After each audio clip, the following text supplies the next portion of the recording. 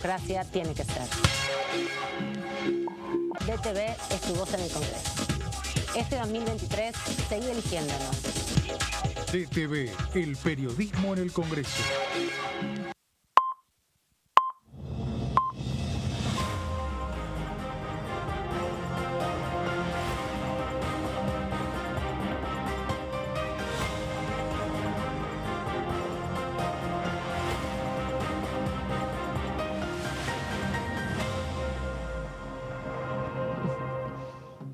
¿Cómo están? Bienvenidos, bienvenidas. Aquí estamos en la tercera edición con toda la actividad parlamentaria, en este caso más centrados del otro lado de Pasos Perdidos, porque en el Senado se sigue discutiendo ley de alquileres y hoy fue una jornada realmente conmovedora porque fueron inquilinos e inquilinas, muy jóvenes todos, estábamos hablando fuera de cámara con algunos de mis compañeros de esa característica, ¿no? Quienes estaban hoy eran personas muy jóvenes, no llegaban a los 40 años, defendiendo su derecho a poder acceder a una vivienda en el momento a través del proceso del contrato de alquiler, pero que no los dejara al límite de la imposibilidad de sostenerse, ¿no? Mucho también se cruzó esta información con lo que sucede respecto a la violencia de género, un punto de vista muy interesante que también vamos a estar desarrollando porque todo lo que pasa allá, si se modifica esa ley, vuelve a la Cámara de Diputados, así que estamos muy atentos, muy atentas de este lado a ver qué sucede, si va a continuar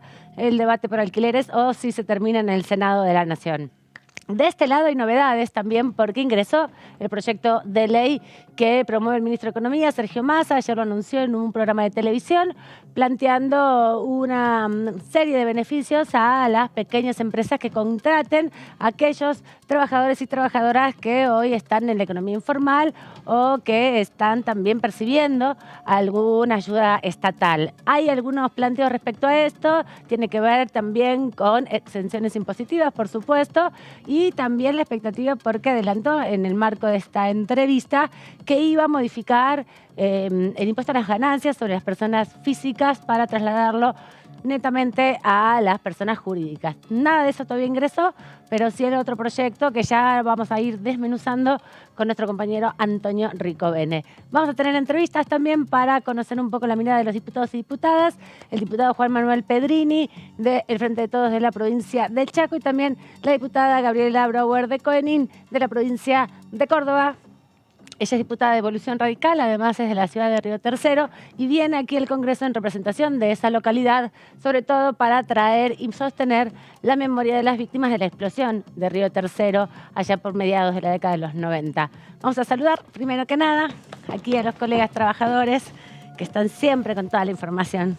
Claudia Mardones. Muy buenas tardes, Amanda Alma. ¿Cómo va? Bien, muy bien. Siguiendo el debate de alquileres y de UBA, que está del otro lado de Pasos Perdidos, ¿no? Exactamente, y con el anticipo de que posiblemente va a haber un cambio que va a volver para acá y eso implica una demora en las expectativas que había sobrevendido el mercado inmobiliario de un inminente cambio en la ley. Sí, y también vamos a ver, Antonio, ¿cómo anda? Bien. ¿Cómo andás, Amanda? ¿Todo bien? Estuviste viendo el proyecto de Sergio Massa. Sí, así es. El proyecto de Sergio Massa que da beneficios para la contratación de empleos en la que denomina MIPYMES, que son las pymes un poco más pequeñas.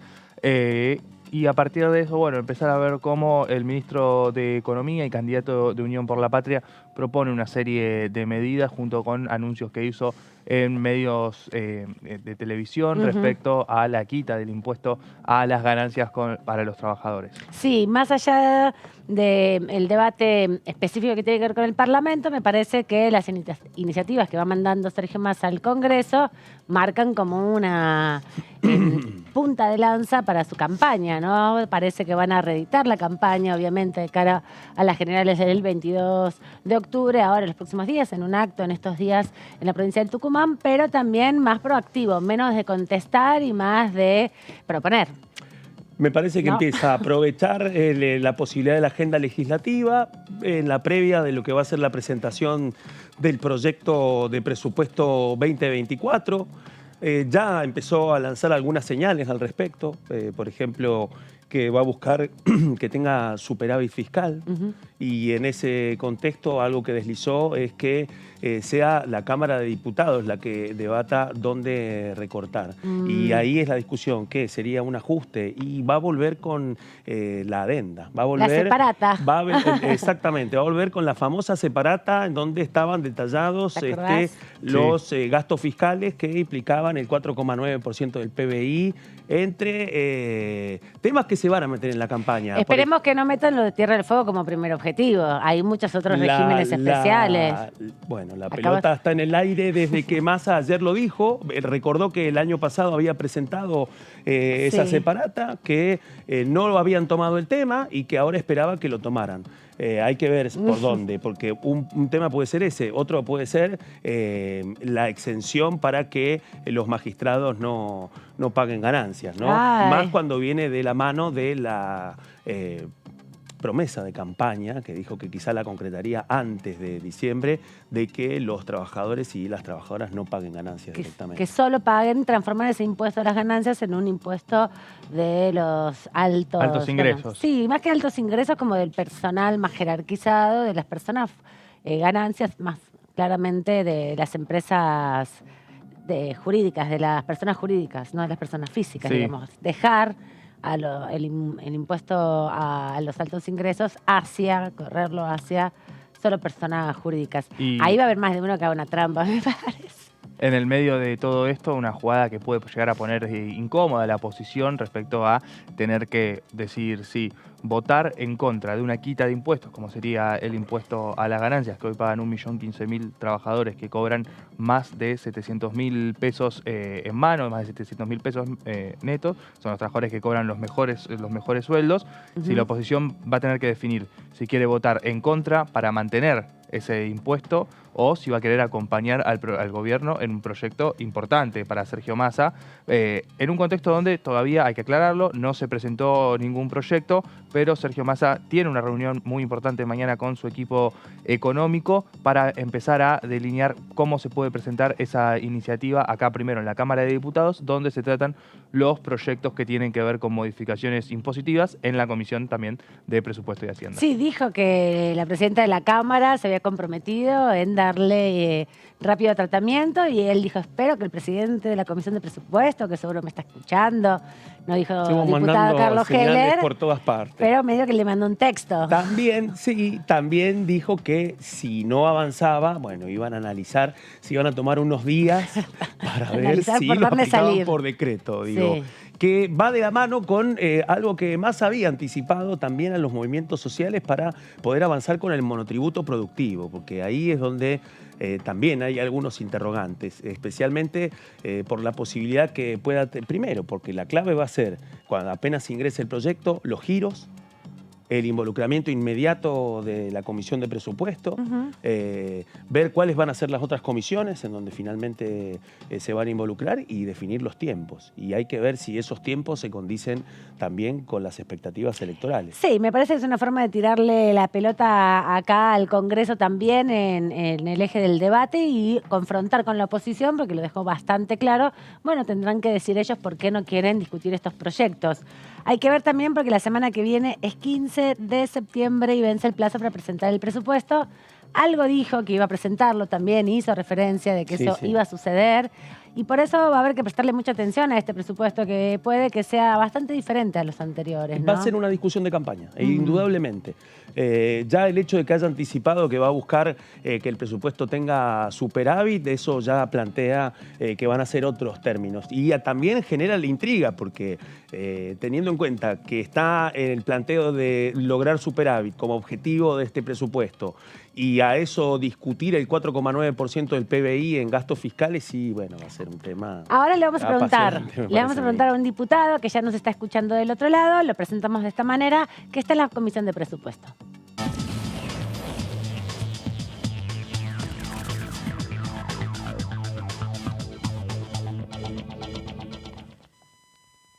Ya saludamos al diputado Pedrini. ¿Cómo anda? Bienvenido, buenas tardes. Buenas tardes, ¿cómo están? ¿Cómo estás, Alma? Muy bien, acá con el nuevo proyecto que se presentó. Ahora en un ratito lo vamos a repasar y también haciendo la cuenta de los días que faltan, exactamente 7. 8 para ser más exacta, para que se presente el presupuesto. Ayer en un canal de televisión, en un programa periodístico, el ministro de Economía dijo que lo iba a mandar y que iba a buscar que se revirtiera un poco la situación que se venía dando de presupuestos deficitarios o, por otro lado, bueno, repensando también la recaudación a partir de perspectivas que se van planteando respecto a impuestos como las ganancias y la separata que vino el año pasado. ¿Pudo verlo al ministro? ¿Qué expectativas tiene para la discusión del presupuesto? Bueno, creo que como él ya lo manifestó, va a ser un presupuesto donde va a depender de la Cámara de Diputados que lleguemos o no a un presupuesto sin déficit, ¿no es cierto? A una gestión de gobierno sin déficit. En la famosa separata, que ya la envió el año pasado, y es la primera vez que se hace, están todos los privilegios fiscales que tienen algunos sectores, y eso es lo que impediría hoy, la principal razón por la que no tenemos por la que no tenemos superávit en las cuentas públicas. Ahí se destacan desde privilegios o ventajas sectoriales, como se los quiera llamar, de un régimen de promoción industrial en Tierra del Fuego, hasta otra cuestión tan controvertida como es el hecho de los jueces que siguen sin pagar los impuestos. Al ajuste que quiere hacer la derecha en todo, en jubilaciones, en trabajadores, en empleados públicos,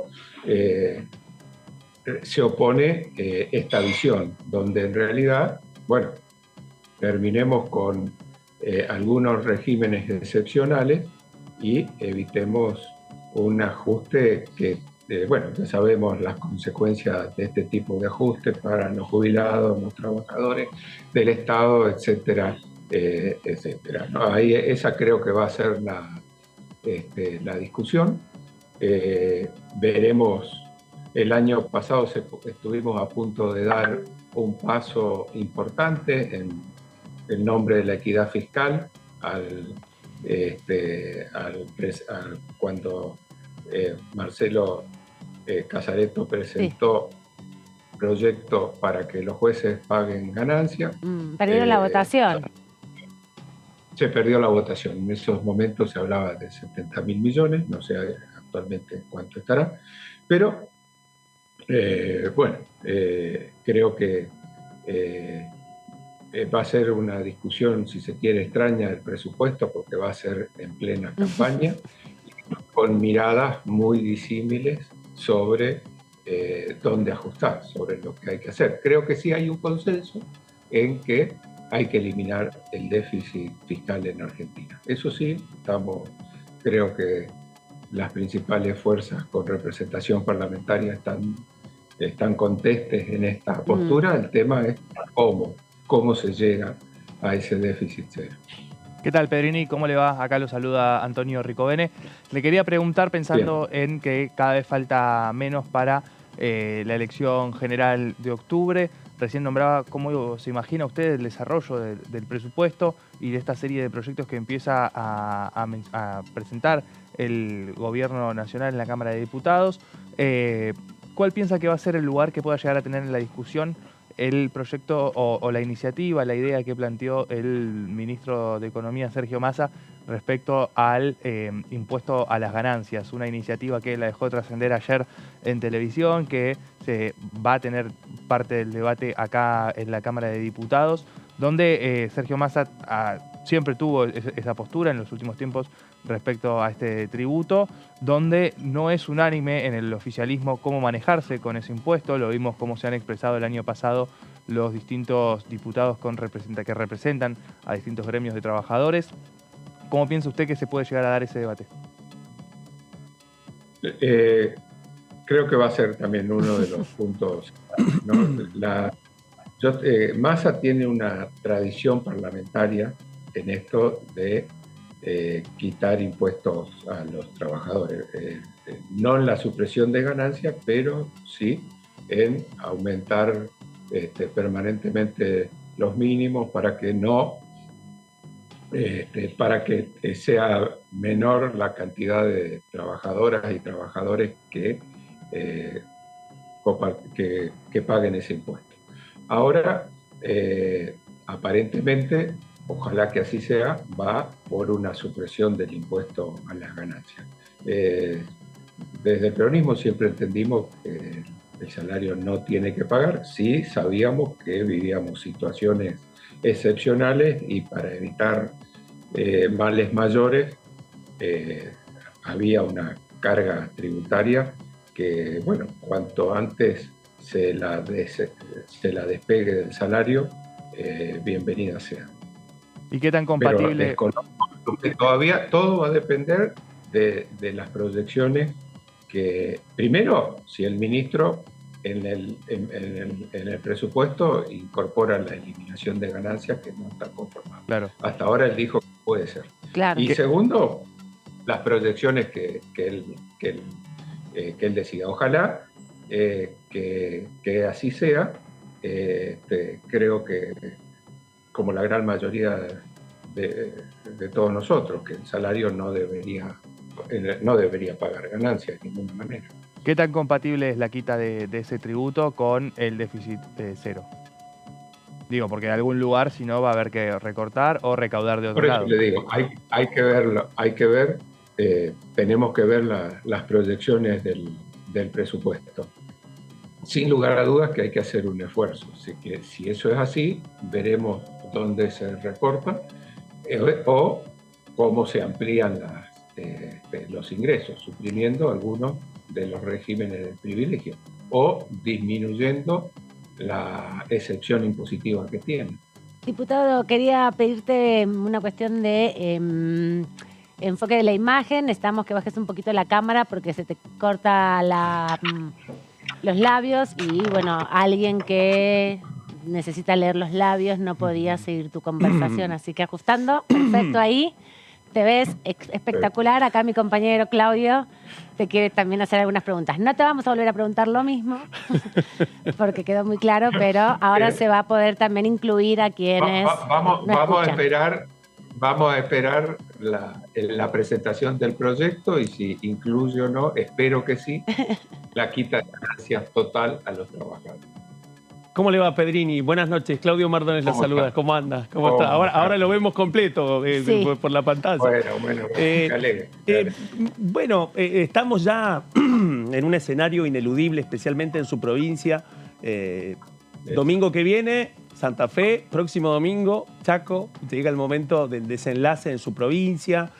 Y quería aprovechar, por una parte, la cuestión política, pero también conocer un poco desde su punto de vista, teniendo en cuenta que usted ha seguido mucho el tema, cómo evolucionó la investigación del caso Strisovsky y cuál es la situación actualmente, porque con el tiempo ha ido entrando en un segundo plano y se acerca ya el momento de las definiciones. Algunos creen que ese segundo plano va a continuar, otros creen que no, que va a irrumpir en medio de la discusión de la última semana que arranca ya a partir del lunes.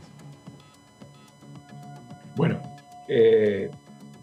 no sabría decirle si va a irrumpir o no. Sí que es un tema que hoy está donde tiene que estar tratándose, que es en la justicia, ¿no es cierto? Ahí estamos entre un femicidio y es en el ámbito judicial donde debe resolverse esta cuestión.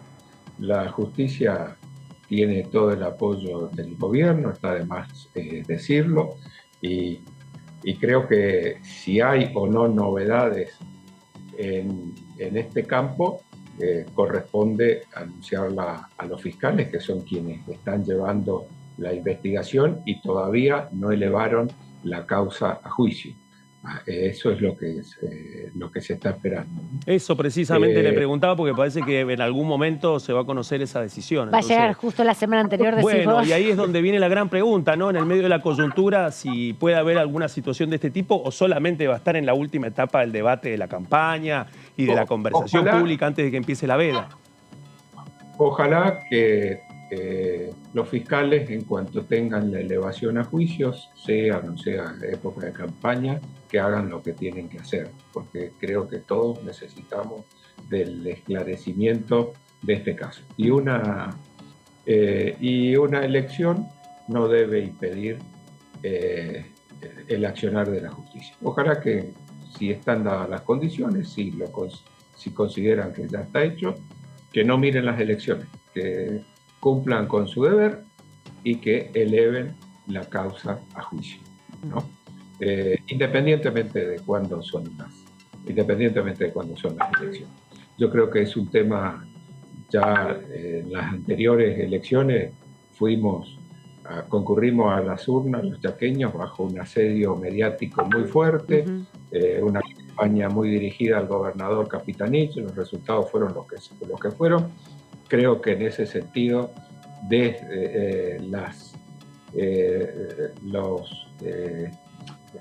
digamos, la parte negativa para nuestro sector ya fue amortizada, ya más no nos van a hacer.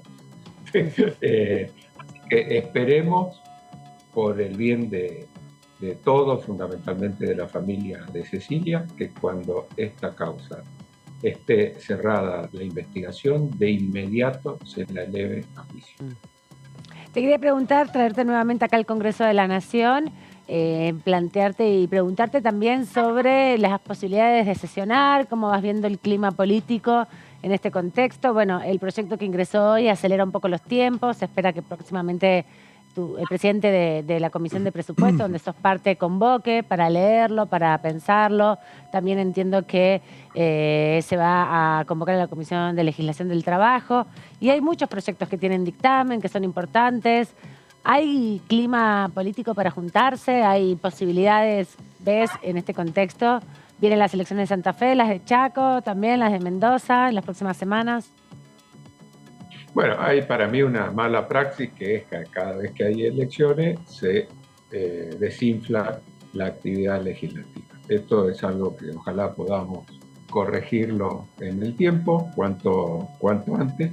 Yo la próxima sesión me la imagino entre el 19 y el 20 de este año. Tenemos que sesionar en cada mes, por lo menos una vez por mes. Si no, ya te digo, para mí no es que haya elecciones, no. ¿A ustedes, no por debería... ejemplo, en la campaña electoral que van a tener la última semana, justo ahí en el 19, les complica o es mejor sacarse ya la...? A todos nos complica, pero hay que hacerse el tiempo y hay que planificar que, bueno, tal día en la semana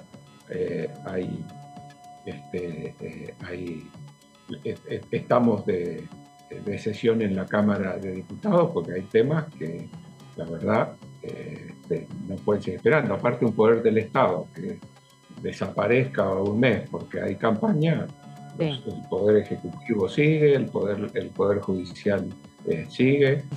Podemos disminuir nuestra actividad, pero no convocar, no puede ser que no se pueda convocar a una sesión porque hay elecciones. Máxime, claro, que nosotros tenemos un federalismo electoral que hace que por las autonomías de los municipios y de las provincias, cada uno convoca a elecciones conforme su constitución lo prevé. Y eso a mí me parece muy bien que así sea. Pero, bueno, hay países más unitarios como Chile que convocan un solo día, elecciones para todos por 4 años. Ahí ni siquiera es obligatorio. Esa es una... claro, hay que anotarse en un registro. Exacto. Etcétera. Pero bueno, creo que nosotros tenemos el sistema que tenemos y tendría el Poder Legislativo ajustarse a esa realidad. Y creo que lo estamos haciendo. Yo estoy convencido que el 19... Germán Martínez va a lograr reunirlos a todos. ¿Tenés confianza? Sí. Tengo confianza. Pedrini, Tengo confianza. yo le quería preguntar también por cómo se imagina esta parte de la campaña, también teniendo en cuenta lo que tiene que ver con, bueno, el rol que van a tener las provincias para buscar los votos para Sergio Massa. Este sábado hay un acto muy importante en la provincia de Tucumán, donde va a estar Juan Mansur, va a estar Guado de Pedro, se confirmó que va a estar Máximo Kirchner. Quería saber cómo se imagina usted que el peronismo en las provincias donde gobierna, como en Tucumán, como es en Chaco, tiene que poner a disposición el aparato de militancia. ¿Cómo se imagina que tiene que ser esa situación para que no se repita un escenario donde tal vez, como dicen algunos, hubo un exceso de confianza con que ganaban la elección, que Milei le iba a sacar votos nada más a Juntos por el Cambio? Algunos se empiezan a conocer que pusieron parte de su aparato a disposición del candidato libertario y finalmente fue Javier Milei el vencedor en muchas de esas provincias. ¿Cómo se imagina ese escenario de acá en más? Creo que lo que vamos a tener es un compromiso muy fuerte por parte de los gobernadores, de la CGT y de la militancia en general, con la candidatura de Sergio Massa y de Agustín Rossi. Si bien es cierto que hubo unas PASO, muchos venían ya de elecciones en sus distritos y se relajaron, dijeron, bueno, ya esta es una PASO, ya todos saben cuál va a ser el resultado dentro de nuestro espacio.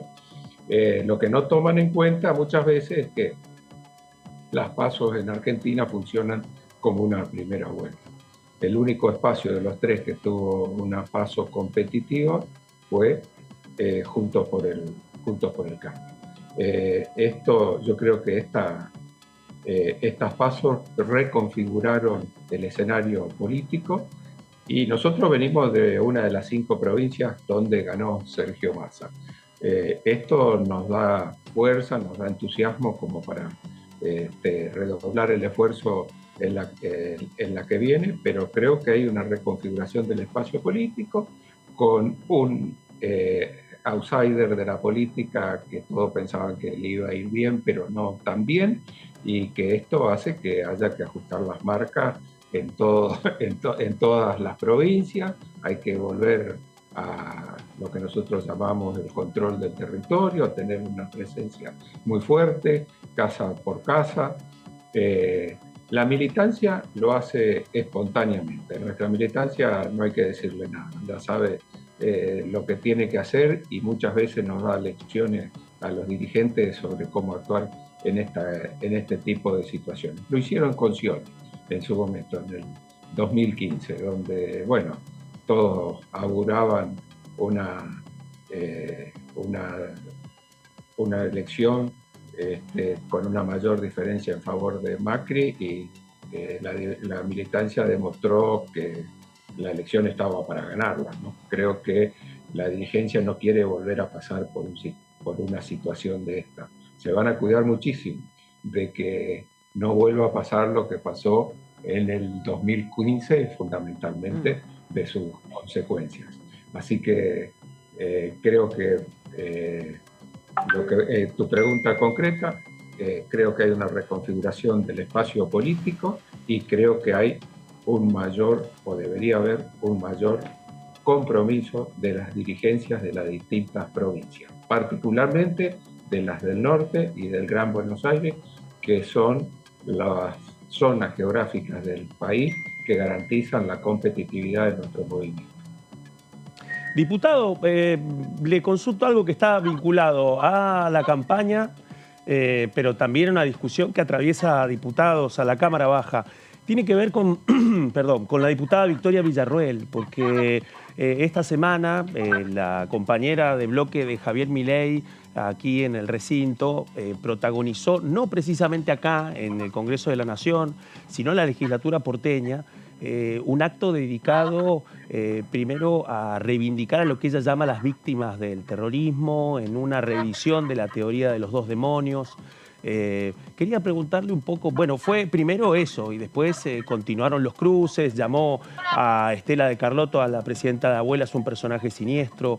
Quería preguntarle un poco cómo se está viendo esta situación desde Chaco y si cree que este debate, aunque es impulsado por una candidata a vicepresidenta del espacio ultraderecha de Javier Milei, que tiene una banca aquí en la Cámara, Bueno, todo ha pasado afuera del Palacio, afuera del recinto. Quería preguntarle si cree que este tema va a llegar aquí y si va a haber algún planteo respecto a estas decisiones políticas de Villarruel. Creo que Villarruel es la continuidad del 2x1 de la Corte. La derecha tiene un sector de ellos que reivindica al proceso, son negacionistas. Lo que hizo la Corte Suprema, ¿no es cierto?, con el voto de Rosenkrantz, de Rosati y de Hayton de Nolasco, fue una reivindicación de los genocidas, de la dictadura. Mandaron a los genocidas a la casa. Bueno, ahora vuelven al ataque. Ya no a través de la Corte, ya no a través del macrismo, ahora vuelven a través de la candidata a vicepresidenta de Javier Milei. Y vuelven hablando de no hablan tanto de la dictadura, de lo que pasó, sino que hablan de las víctimas del accionar de las organizaciones armadas populares. Bueno, creo que esto es lo que van a tratar de instalar de aquí en más. Creo que van a hacer una utilización de personas que tuvieron momentos muy duros en la historia argentina, pero en el fondo lo que reivindican es la desaparición forzada de personas, la tortura. Pedrini, ¿impacta en Chaco, impacta esta discusión en la coyuntura de su provincia o es un tema, digamos, que no está teniendo una llegada determinante en este escenario previo a las elecciones de gobernador? Es que la verdad es que quizá queda como un fenómeno totalmente porteño, por eso le quería preguntar. No. Pero lo que pasa es que los mayores enfrentamientos en los 70 se dieron en los principales, era una guerrilla urbana y se daba en los principales centros poblados de Argentina, ¿no es cierto? En Buenos Aires, en Gran Buenos Aires, Córdoba. Rosario, Córdoba. Las provincias no tuvieron ese nivel de enfrentamiento, a pesar de que en el Chaco sí conmemoramos todos los 13 de diciembre la masacre de Margarita Belén. De Margarita Belén, claro, que hubo un juicio que se condenó también a los genocidas responsables. A los genocidas. Pero esa masacre se dio en represalia de un atentado que ocurrió en Rosario contra, no me acuerdo el nombre, un comandante en jefe de Rosario, que Montoneros produce un atentado contra él, lo eliminan físicamente, y digamos que el régimen militar, en venganza, digamos, de ese accionar, fusila a compañeras y compañeros de Margarita. Uh-huh. Bueno, diputado, le queríamos agradecer por este rato, a pesar de los contextos que nos llevan también a la necesidad de la transmisión de la memoria, ¿no?, como una herramienta fundamental, sobre todo a partir del impacto que ha dado que la vicepresidenta, la candidata vicepresidenta de Javier Milei, que por muchos espacios había sido poco transitada, poco visitada o poco reconocida, salga finalmente a la escena pública como quien es, ¿no? Aquí recuerdo cuando vinieron a presentar en el contexto del juicio político, se presentó no Estela de Carlotto, sino Nora Cortiñas, cuando vino a leer y a firmar las acusaciones, que también estaba la señora Izaza, que estuvo presente Villarruel en ese contexto con uno de sus asesores, de una manera también muy provocativa, ¿no? Mientras una de las víctimas del terrorismo de Estado y familiar, como Nora Cortiñas, estaban testimoniando, estaban dando su parecer. Ella se levantó en medio de su testimonio y se fue. Así que también me acuerdo que usted le respondió en ese contexto varias oportunidades. Gracias, diputado, por este rato. No, gracias a ustedes y toda mi solidaridad con Estela. La verdad que es una agresión absolutamente injustificada. Pero ya te digo, esto es un eslabón más de la cadena de impunidad que se quiere y de reivindicación que se quiere generar alrededor de genocidas y torturantes. Exactamente. Gracias. Hasta la próxima. Lo vemos en cualquier momento. Ahí hablábamos con el diputado Pedrini. Vamos a repasar ahora lo que decía más temprano el diputado Carlos Selva sobre el proyecto que acaba de ingresar, enviado por el Ejecutivo Nacional, para establecer la contratación de trabajadores registrados en el marco de las pequeñas y mini empresas. Nosotros ya con Sergio, con Graciela Camaño en ese momento, con Felipe Solá y con el Vasco de Mendiburen, presentamos en el 2016 un proyecto para que los planes de empleo permitieran la perdurabilidad del cobro que daba el Estado Nacional, aquellos empresas que incorporaran a personas que estaban dentro de los beneficios de los programas sociales.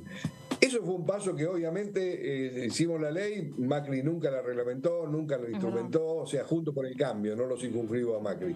Juntos por el Cambio nunca lo dio. Después, a los 2 años o 3, largaron una ley que le habían puesto enganche y nunca le pusieron el esfuerzo que hay que ponerle para que la ciudadanía no es solamente escribirlo, sino que realmente tenés que tener una decisión política de comunicarlo, incentivarlo. Bueno.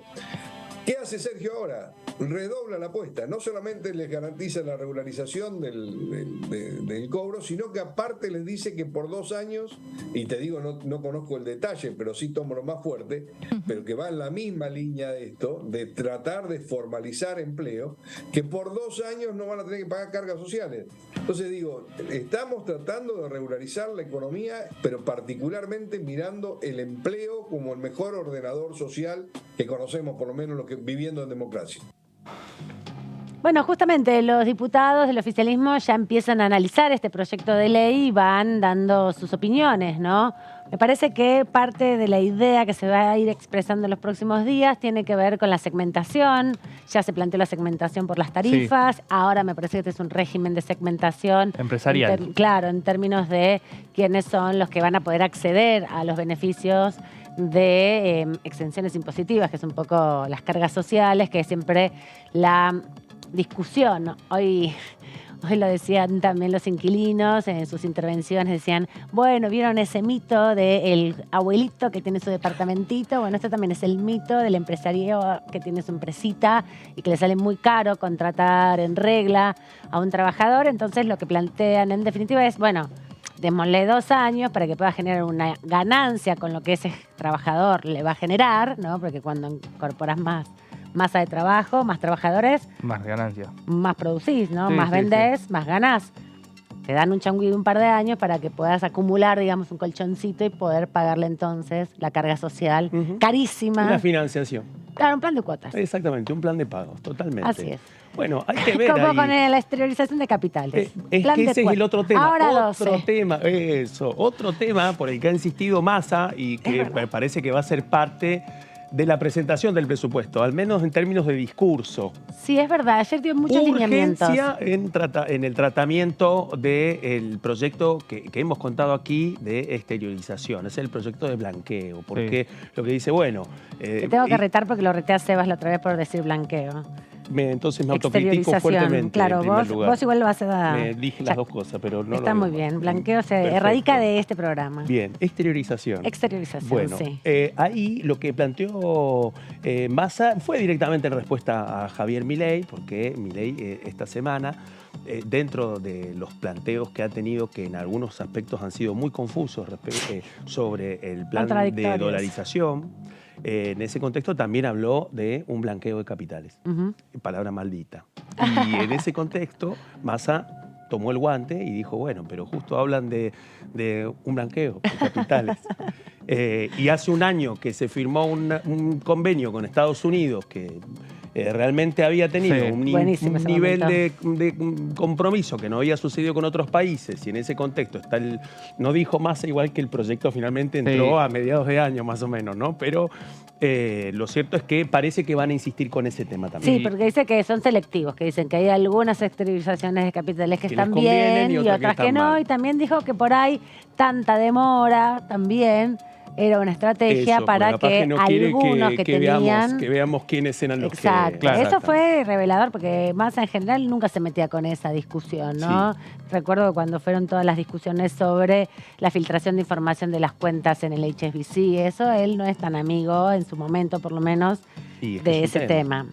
Y del Milei secreto también, fiscal, que ¿no? fue que a la hora de dar definiciones sobre su política internacional, él dijo, estamos alineados con Estados Unidos y con Israel, y este es un proyecto que a Estados Unidos, no solamente por su conducción de gobierno, sino también por lo que implica el hecho de el dinero que está en Estados Unidos y en otros y en paraísos fiscales, es algo que le interesa a Estados Unidos. De ahí viene también el acuerdo firmado con Sergio Massa, y de ahí también Sergio Massa recoge el guante para remarcarle al diputado Milei por qué no tiene demasiado interés en acompañar esta iniciativa. Sí, también tener en cuenta que cualquier proceso que se haga legislativo para acceder a la información o darle una amnistía, ¿no? Que es como el proceso para quienes no han declarado sus dineros o sus bienes, es una forma también de plantear una perspectiva hacia adelante, porque todo ese dinero que se va a recaudar, porque tienen que pagar un porcentaje, yo lo dijimos acá, son 3 instancias, cada 4 meses, pueden ser 5, 10 o 20.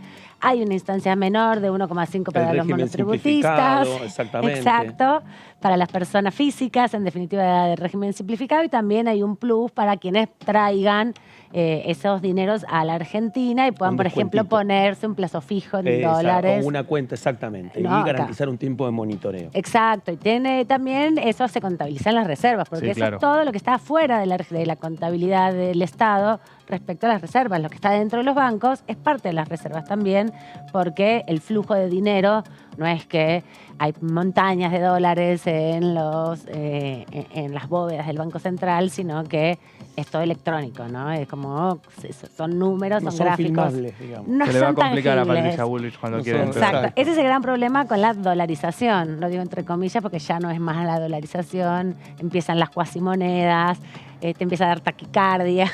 Empiezan a ordenar los voceros de la economía también, porque en estos días incluso el propio Juan Napoli, presidente de la comisión no, del Banco de Valores y candidato a senador por la provincia de Buenos Aires, que además, si se confirman las tendencias, que casi sería senador seguro en ese contexto Napoli. Y Napoli, ahora que está en Estados Unidos, junto con Darío Epstein, algunos consideran que buscando fondos de campaña, otros explican que están Que no alcanza lo de BlackRock, parece. detallando los planes de la dolarización Sí. a Wall Street. Bueno, el propio Milei dijo, perdón, que buscaban fondos de alto riesgo para Bueno, financiar eso. El tema en ese contexto es que Napoli hoy empezó a decir que la única persona autorizada para hablar oficialmente sobre el plan de dolarización es Javier Milei. ¿Por qué?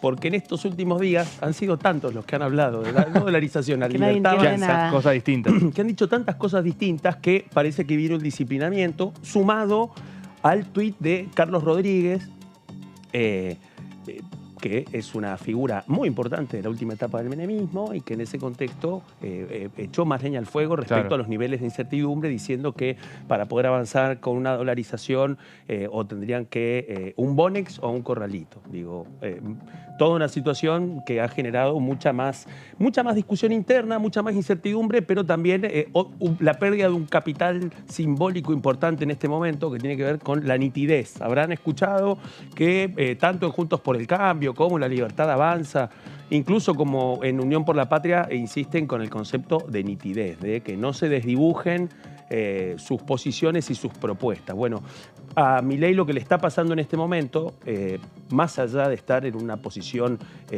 competitiva en las encuestas, le está pasando este tema. Tiene grandes dificultades comunicacionales para poder explicar la dolarización, el plan de dolarización que tendría, y en momentos en donde le toca hablar ante públicos hiperinformados que le empiezan a pedir explicaciones que no puede dar, Detalles, que ¿no? no También. alcanza a dar. Claro. Algo muy parecido a lo que le pasó a Patricia Bullrich también ante la Sociedad Rural Argentina, cuando también... se trata de hacer la lectura más fina, más afinada respecto a Eso. la puesta en práctica, ¿no? Ahí Porque no hay hasta ahora detalles. eran muchos titulares grandilocuentes, fáciles de decir, pero luego cuando se empieza a trazar cómo va a ser en lo inmediato, ¿no? Porque también esto es bastante vertiginoso, se ganan las elecciones, se asume, se el 10 de empieza. diciembre ya... El 11 te digo, poner el 10, todavía es la transición, bueno, el 11. Ahí está el tema. Y este gobierno que está terminando tuvo mucho proceso, mucho problema en esa transición. Recordemos que en el 2020, cuando después del 10 de diciembre que asumen, se declaran 9 emergencias. Esta es una estrategia que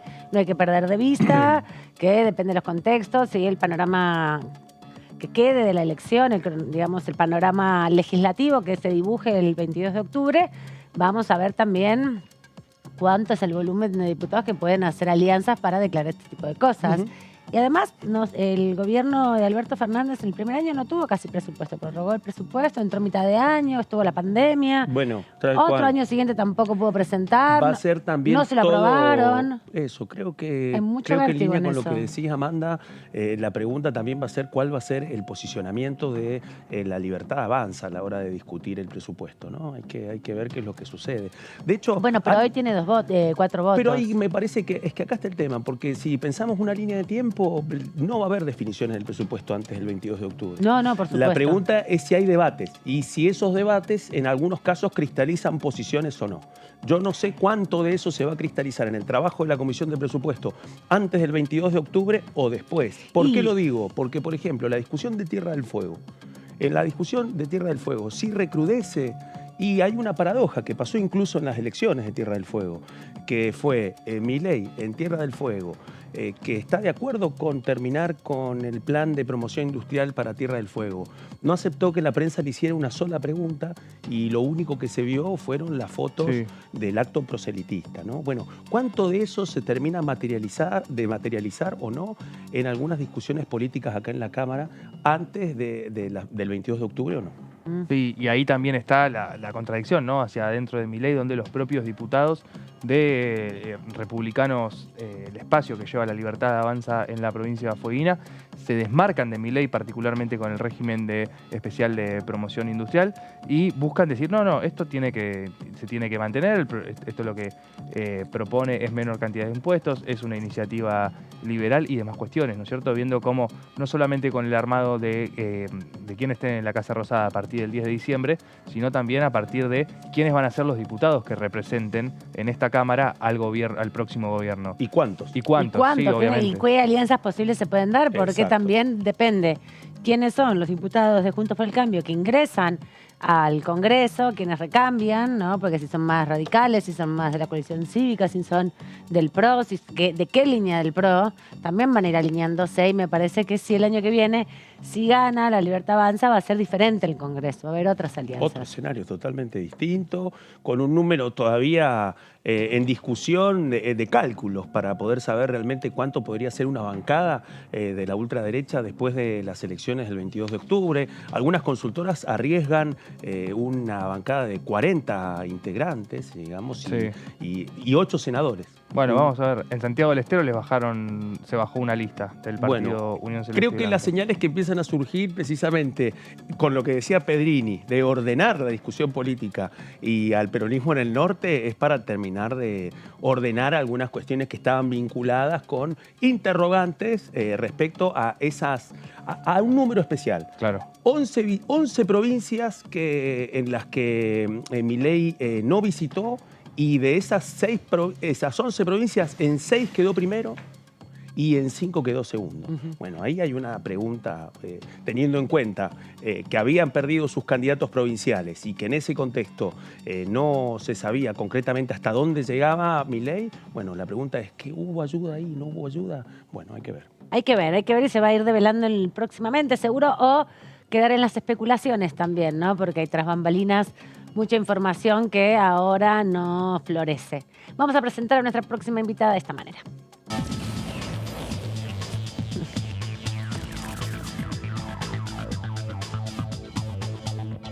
Le agradecemos a la diputada Gabriela Brauer de Koenig que nos atienda en este momento. Es de Evolución Radical de la provincia de Córdoba. ¿Cómo anda, diputada? Buenas noches. ¿Qué tal, Amanda? Buenas noches. Un saludo para todo el equipo ahí del programa. Gracias. Queríamos primero que nada conversar contigo porque sos la representante de Río Tercero. Vamos a preguntarte también sobre la universidad, pero estuviste ayer en una actividad que se desarrolló en la Plaza de Mayo, un reclamo de los damnificados, las damnificadas por la explosión de Río Tercero y la falta de concreción de las indemnizaciones. ¿Cuál es el reclamo? Contanos un poco más y qué solución se puede aportar o cuál es la búsqueda de una respuesta a estas demandas. Bien, te cuento, Amanda. Nosotros, como siempre, y repito constantemente en muchas oportunidades en Diputados TV, el 3 de noviembre de 1995 nosotros sufrimos un atentado en la ciudad de Río Tercero. Ese atentado... Sí, te escucho. Se descubrió que no fue un accidente, sino que fue un hecho intencional diseñado por propios funcionarios del Estado Nacional. ¿Esto qué quiere decir? Que fue el propio Estado Nacional el que nos hizo explotar y volar a la ciudad y por supuesto causando 7 muertes, muchísimos heridos y obviamente una población devastada emocionalmente. Cuando pasó esto, con el tiempo se empezaron a generar procesos judiciales en donde se demandaba daños psicológicos y morales. Son muchos los que generaron este proceso. Hoy podemos estar hablando de aproximadamente 10.000 damnificados. Entonces, en el año 2015, el Congreso Nacional decidió, para solucionar este tema, generar una ley para pagar estos daños morales y psicológicos. Una forma de reparación. Pero sí, para saldar, porque los juicios iban a salir a favor de las personas, ya que estaba comprobado que esto había sido hecho por el mismo Estado, entonces los daños psicológicos y morales estaban llevando su curso y todo daba a favor de que iba a tener que indemnizar el Estado. Entonces, como para solucionar de una manera rápida y cabal o integral, decidió generar esta ley. Pero resulta que hizo esta ley con toda la buena intención, a mi criterio, para tratar de solucionar este problema, pero nunca pagó. O sea, nunca la cumplió. Nunca se destinaron los recursos. Exactamente. Siempre hubo otras prioridades, siempre hubo otros gastos, y Río Tercero quedó relegada y esta ley nunca se cumplió. ¿Y de qué cantidad de dinero se está planteando? Digo, en términos de cuántos, vos decías más de 10.000 personas damnificadas. ¿Cuánto es la reparación? ¿Cuánto es el subsidio que se les da? Bueno, según la ley, lo que se estima que tendrían que indemnizar a las personas son 3 millones de pesos por damnificado. O sea que si hacemos las cuentas son 3.000 millones de pesos, un poco más, estoy mediando. Entonces, para el Estado, que está erogando un montón de dinero en otras cuestiones y que sabemos que a veces no son prioridad o no son gastos totalmente destinados a solucionar temas, este se deja de lado, no tiene la prioridad suficiente y siempre se posterga. Y de decirte también que los avances que se han podido hacer fueron todos judiciales, o sea, porque se tenía que reglamentar la ley, se reglamentó gracias a un fallo judicial. O sea, y esto también es decirte, acá hablamos de todo el Estado Nacional, no estoy hablando de partidos políticos. Sí, porque 2015... El gobierno de Juntos por el Cambio, entonces muchas veces dicen que yo hago política con esto, política partidaria, y sinceramente no está en lo más mínima intención politizar esto con mi ciudad y con el tremendo experiencia tan traumática que nos hicieron vivir. Por el contrario, yo quiero que el Estado como entidad cumpla con esta ley y damnifique a todas las personas que hicieron este proceso y que con justa causa deben recibir esa compensación económica. Diputada, ¿cómo le va? Buenas noches. Claudio Mardones la saluda.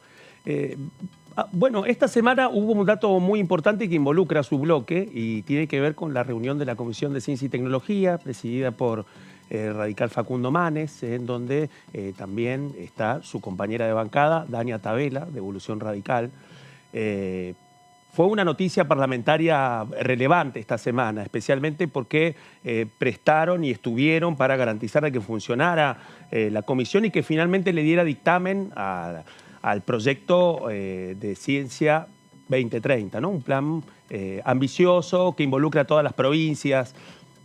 ¿Cómo ha sido la discusión o los planteos dentro del interbloque de Juntos por el Cambio? ¿A Evolución Radical hubo algún planteo? ¿Cuál es la expectativa? Porque ahora lo que queda es que le pongan fecha a una sesión y que posiblemente este sea uno de los temas que se debata en el recinto. Y va a ser un examen, especialmente para Juntos por el Cambio, pero también posiblemente para el radicalismo. Entonces, quería conocer desde su perspectiva, desde su bloque, qué están esperando y qué expectativas tienen. Si finalmente creen que Juntos por el Cambio va a apoyar o si va a haber un gesto menor o van a ser solamente Tabela y Manes apoyando la sanción de este proyecto.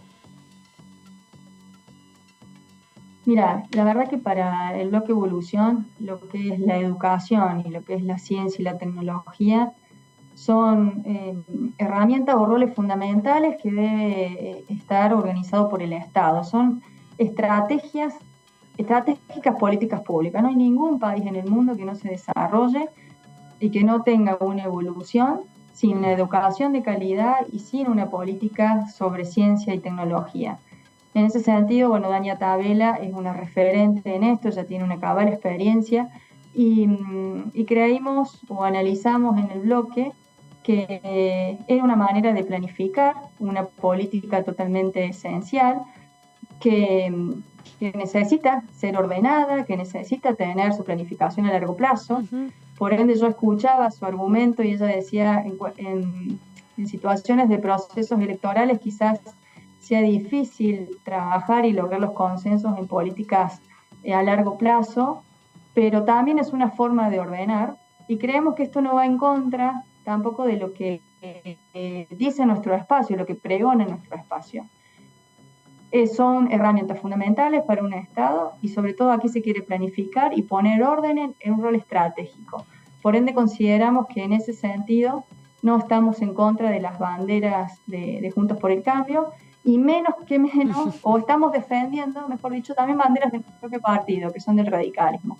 Entonces, bueno. Ahí está la gran pregunta, diputada, que se hicieron muchos, ¿no? Porque decían, bueno, teniendo en cuenta la importancia y el vínculo histórico que ha tenido el radicalismo con el rol del Estado en la educación y especialmente en la educación de grado y en la formación superior, que hayan estado solamente dos. Entonces la pregunta es, ¿usted cree que va a haber una respuesta mayor, más fuerte de todo el radicalismo cuando llegue el momento de votarlo en el recinto o que va a haber libertad de acción?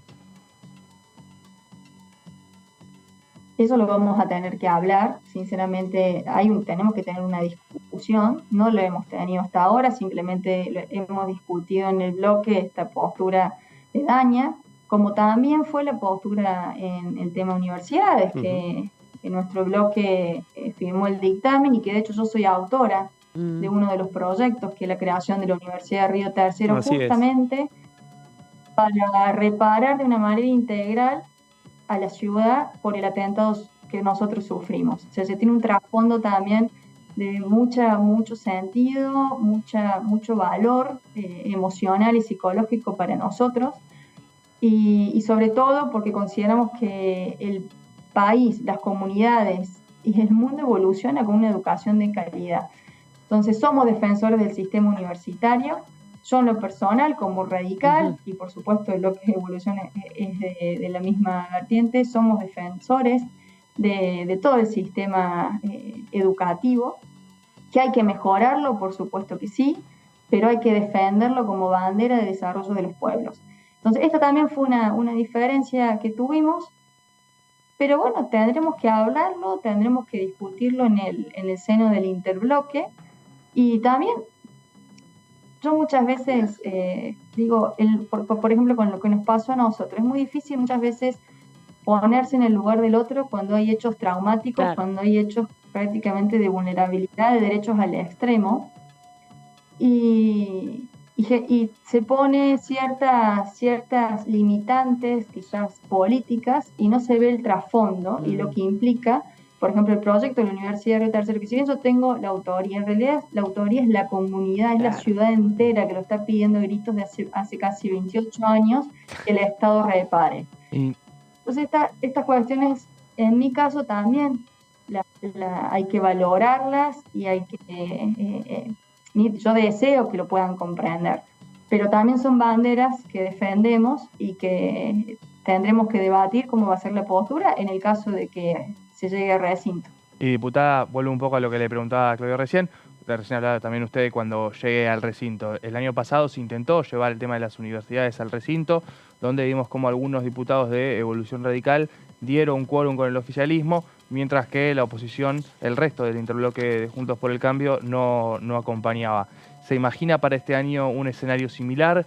¿Piensa que se pueden trabajar los acuerdos hacia adentro de Juntos por el Cambio para avanzar con estas universidades? ¿Cómo se lo imagina? ¿Piensa que o tal vez van a insistir con que haya un tratamiento por separado de cada una de estas 8 universidades y no todas en un paquete como se intentó hacer?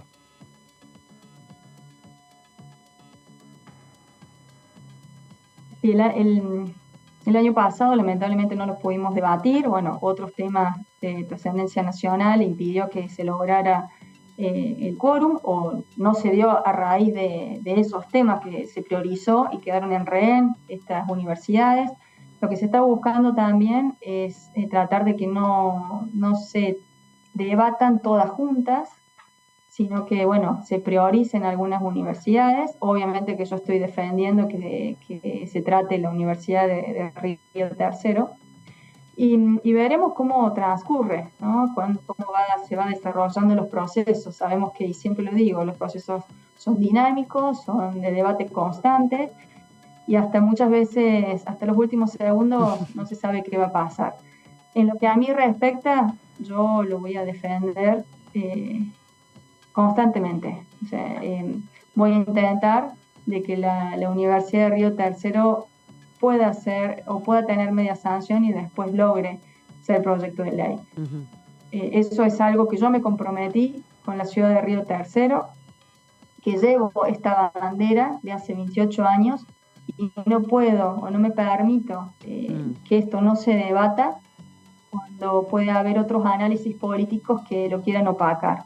Yo estoy convencida y creo que la mejor presidenta que puede tener Argentina es Patricia Bullrich, pero en este tema llevo el legado de mi ciudad y ojalá y deseo que todos me acompañen. Diputada, respecto a estos otros temas que también estuvieron circulando en este tiempo, sos parte de la Comisión de Familia y Niñez. La defensora de las infancias, Marisa Graham, fue presentando sus informes. Hay un análisis también respecto a las perspectivas del año en curso, del efecto que ha tenido también, sin duda, la crisis económica en las niñeces. ¿Cómo ves también la agenda respecto a las infancias en estos contextos donde aparecen un poco fuera de la agenda pública, ¿no? Salvo cuando hay algún caso de trascendencia, después, bueno, no son ni siquiera parte de la agenda? La vulnerabilidad de los derechos de los niños y niñas está siendo muy grave en nuestro país. Como decís, solamente empezamos a hablar cuando lamentamos alguna situación.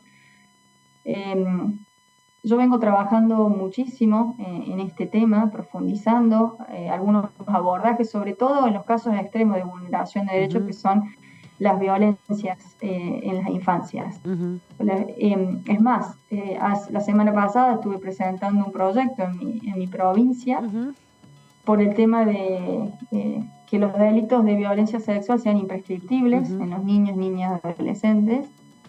Argentina, hay un ranking que hace The Economist, en donde se llama Over the Shadow, en donde ubica a Argentina en el puesto 49 o 50 de 60 países que abordan o que analizan el abordaje de las políticas públicas con respecto a las violencias, y Argentina está en esa posición como uno de los peores que lo abordan, y está último en América Latina. Entonces, tenemos que seguir generando herramientas para proteger a los niños y adolescentes, porque es el sector más vulnerable de nuestra población, y no podemos permitir que sigan estando desprotegidos y que le pasen este tipo de situaciones, porque son daños gravísimos y está comprobado por la Corte Interamericana de Derechos Humanos y por especialistas que los hechos traumáticos o las consecuencias que trae pasar por una situación de violencia sexual son muy difíciles de superar a lo largo de la vida. Entonces, esto hay que tomarlo como una prioridad en la agenda pública y seguir trabajando y abordando esta temática, por lo pronto, en el Congreso de la Nación. Diputada, estamos sobre el estribo ya antes de la tanda porque estamos cambiando la hora, pero no quería perder de vista un tema vinculado con la Defensoría de Niños, Niñas y Adolescentes y con Marisa Graham, porque esta semana hubo un pronunciamiento de la Defensoría General, creada por este Congreso, y también de otras 6 defensorías de distintas provincias de nuestro país. Y le piden a todas las fuerzas políticas un mayor nivel de responsabilidad con los temas de niñez, y especialmente algunos temas específicos, recordando la importancia de ampliar la tarjeta alimentar para adolescentes hasta los 17 años, sostener las becas Progresar y ampliar su alcance también, recordar además los convenios de protección del niño respecto a la negativa de reducir la edad de imputabilidad. Y bueno, nos encontramos con un discurso totalmente distinto, especialmente de algunas fuerzas como Juntos por el Cambio. Entonces quería preguntarle qué lectura hace de eso y si cree que Juntos por el Cambio y el resto de las fuerzas políticas tienen que hacer una autocrítica respecto al tema de la niñez en el medio de la campaña. Nosotros, Juntos por el Cambio, está compuesto por diferentes partidos políticos y, por supuesto, hay algunas variantes en cuanto a opiniones y criterios. Por eso también es un esfuerzo de diálogo entre nosotros para poder tener ciertas posturas. A nivel de Evolución Radical, somos defensores de la niñez. De hecho, está Carla Carrizo en la comisión bicameral, yo estoy en la comisión de niñez, y constantemente estamos generando herramientas y trabajando para proteger las infancias. Por ende, en eso yo estoy completamente de acuerdo, que hay que seguir fortaleciendo la protección, que tenemos que seguir trabajando juntos. Yo cuando presenté el proyecto también estuve en contacto con la defensora de la niñez en Córdoba, y es de otro partido político, y sin embargo estamos trabajando un montón de acciones en conjunto, porque la niñez es transversal, la niñez no puede haber mediocridades políticas. Aquí está en juego las generaciones futuras y la protección psicológica, física y mental de los niños que van a desarrollar su vida y que van a ser los futuros decisores de nuestro país. Y tenemos que protegerlos y tenemos que estar al lado de ellos. Por ende, tenemos que trabajar todos juntos en la defensa de sus derechos. Gracias, diputada, por este ratito aquí en la tercera edición de DTV. Nos vemos seguramente en estos días. Que tengas buena jornada. Muchísimas gracias, hasta luego. Hasta luego. Bueno, hablamos con la diputada Brauer de Koenig, justamente de la provincia de Córdoba, Evolución Radical. La pasemos por todos los temas, ¿no? Temas que ella maneja, obvio, porque tiene que ver con ir encontrando cuáles son las dimensiones por las cuales los diputados y diputadas de los distintos espacios van transitando y tienen más expertise. Así nos comentó también la centralidad que tiene para Río Tercero la creación de una universidad. Con todo esto nos vamos rápidamente a la tanda, volvemos en un ratito que queremos repasar varios proyectos que se han presentado.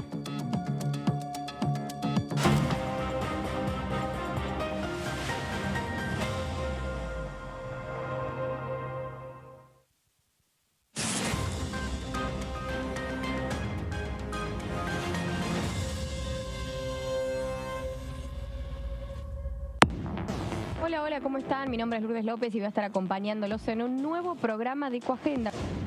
Patagonia está sufriendo un proceso de degradación terrible, fruto del sobrepastoreo, más que nada el sobrepastoreo ovino, y esto se ve acrecentado y lamentablemente se va a ver acrecentado en un escenario de cambio climático.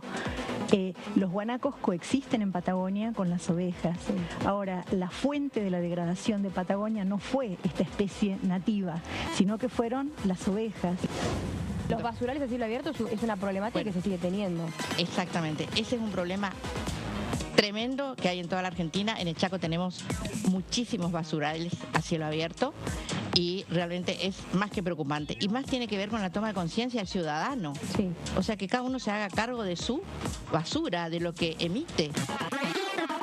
Ecoagenda, jueves 23 horas.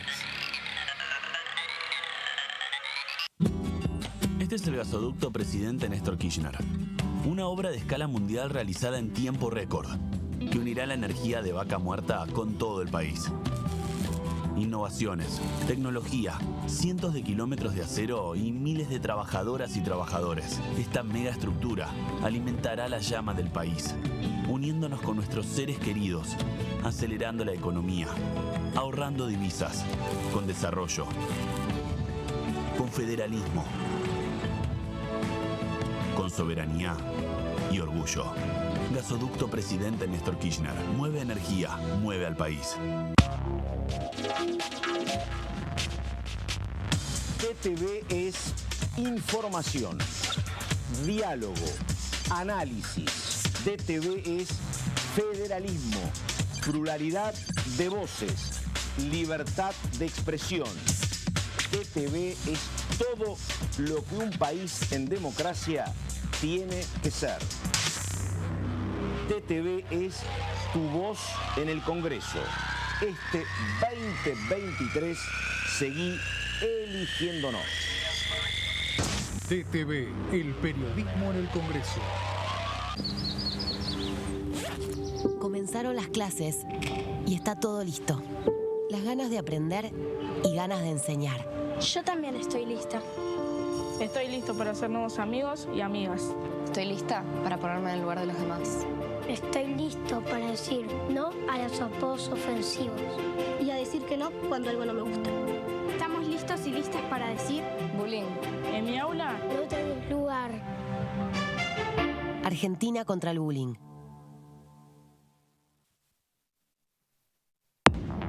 ¿Cómo les va? ¿Cómo les va? Bienvenidos a DTV Noticias. Hemos realizado en el Congreso de la Nación una jornada con especialistas en relación a un proyecto que he presentado, que es el derecho a la muerte voluntaria médicamente asistida. La semana pasada recordamos que están iniciando un proceso de investigación a los integrantes de la Corte Suprema de la Nación. En este caso, la comisión empieza con la coparticipación de la Ciudad Autónoma de Buenos Aires, la coparticipación al gobierno porteño, y este fue el tema que se trató la semana pasada. DTV Noticias, de lunes a viernes.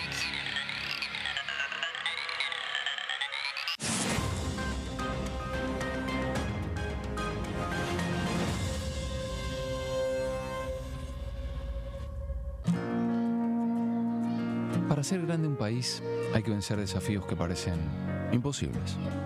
Por ejemplo, llegar a lugares que antes eran inalcanzables. Porque todos los destinos se alcanzan cuando la ruta es el esfuerzo. El mismo esfuerzo que nos lleva a ganar nuestras propias batallas. Hasta que un día la victoria llega y nos lleva en andas. El futuro se vuelve presente si alcanzamos nuestros logros. Esos logros con los que día a día hacemos una Argentina mejor.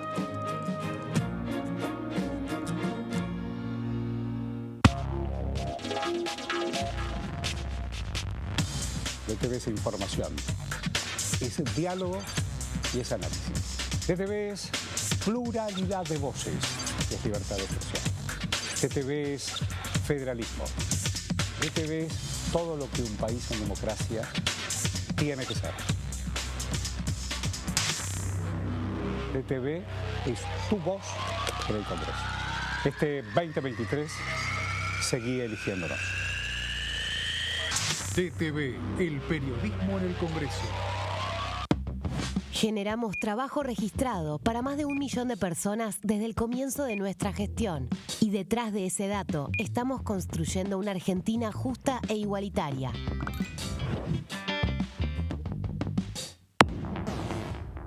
¿Cómo les va? Muy buenos días. Estamos empezando la primera mañana. ¿Qué empezaron a pensar los países desarrollados? Dijeron, che, pará, Para transportar nuestra carga tenemos que contratar barcos de otros lugares. Perdemos la gente que estaba empleada en esos barcos. Perdemos la industria naval. Suiza produce motores para los buques de mayor porte, los buques más grandes, que la empresa se llama Sulzer, la marca Sulzer, y Suiza no tiene mar. No, claro. Bueno, entonces, la industria naval es muy importante para un país, para generar empleo. Entonces, ¿qué hicieron esos países? El primero fue Alemania. Creó su segunda bandera de registro con menos impuestos en otro lugar. ¿Quién lo siguió? Italia. ¿Quién lo siguió? España. Escuchaba también con respecto a la importancia de los proyectos universitarios, no solo a nivel educacional, que es importantísimo, sino con un nuevo diseño de país federal, es decir, el arraigo. Hay que ver que nosotros tenemos proyectos para universidades de Córdoba, proyectos presentados paradójicamente en el caso de Córdoba por el radicalismo de Córdoba. DTV, primera mañana, de lunes a viernes.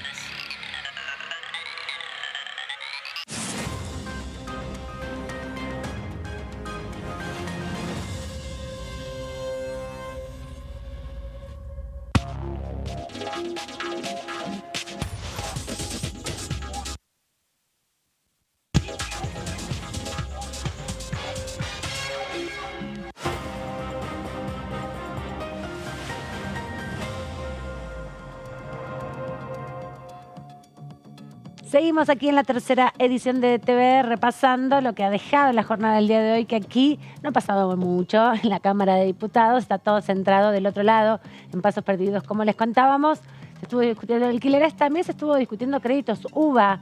Mientras nosotros estábamos aquí, terminó la comisión de presupuesto, donde avanzaron con la modificación de la media sanción que tiene de la Cámara de Diputados, créditos UVA. Así que el tema vivienda se instaló fuertemente en el Congreso de la Nación. Para mí es un gran tema de campaña. Sí, me parece que sí, y aparte también es un desafío, porque, insisto, hay un componente aquí que tiene que ver con una fuerza política que tiene el rol de oposición, que viene haciendo campaña hace 2 años con el tema. Y en un contexto en donde además está pasando otra cosa, que es que en este momento, a partir de la sobreventa de expectativas de un posible cambio de la ley vigente de alquileres, bueno, el impacto de lo que está pasando en la renovación de los alquileres es un tema que no pasa inadvertido para esta Cámara, para esta Cámara ni para la otra, ni para el Senado, y eso ha quedado demostrado hoy.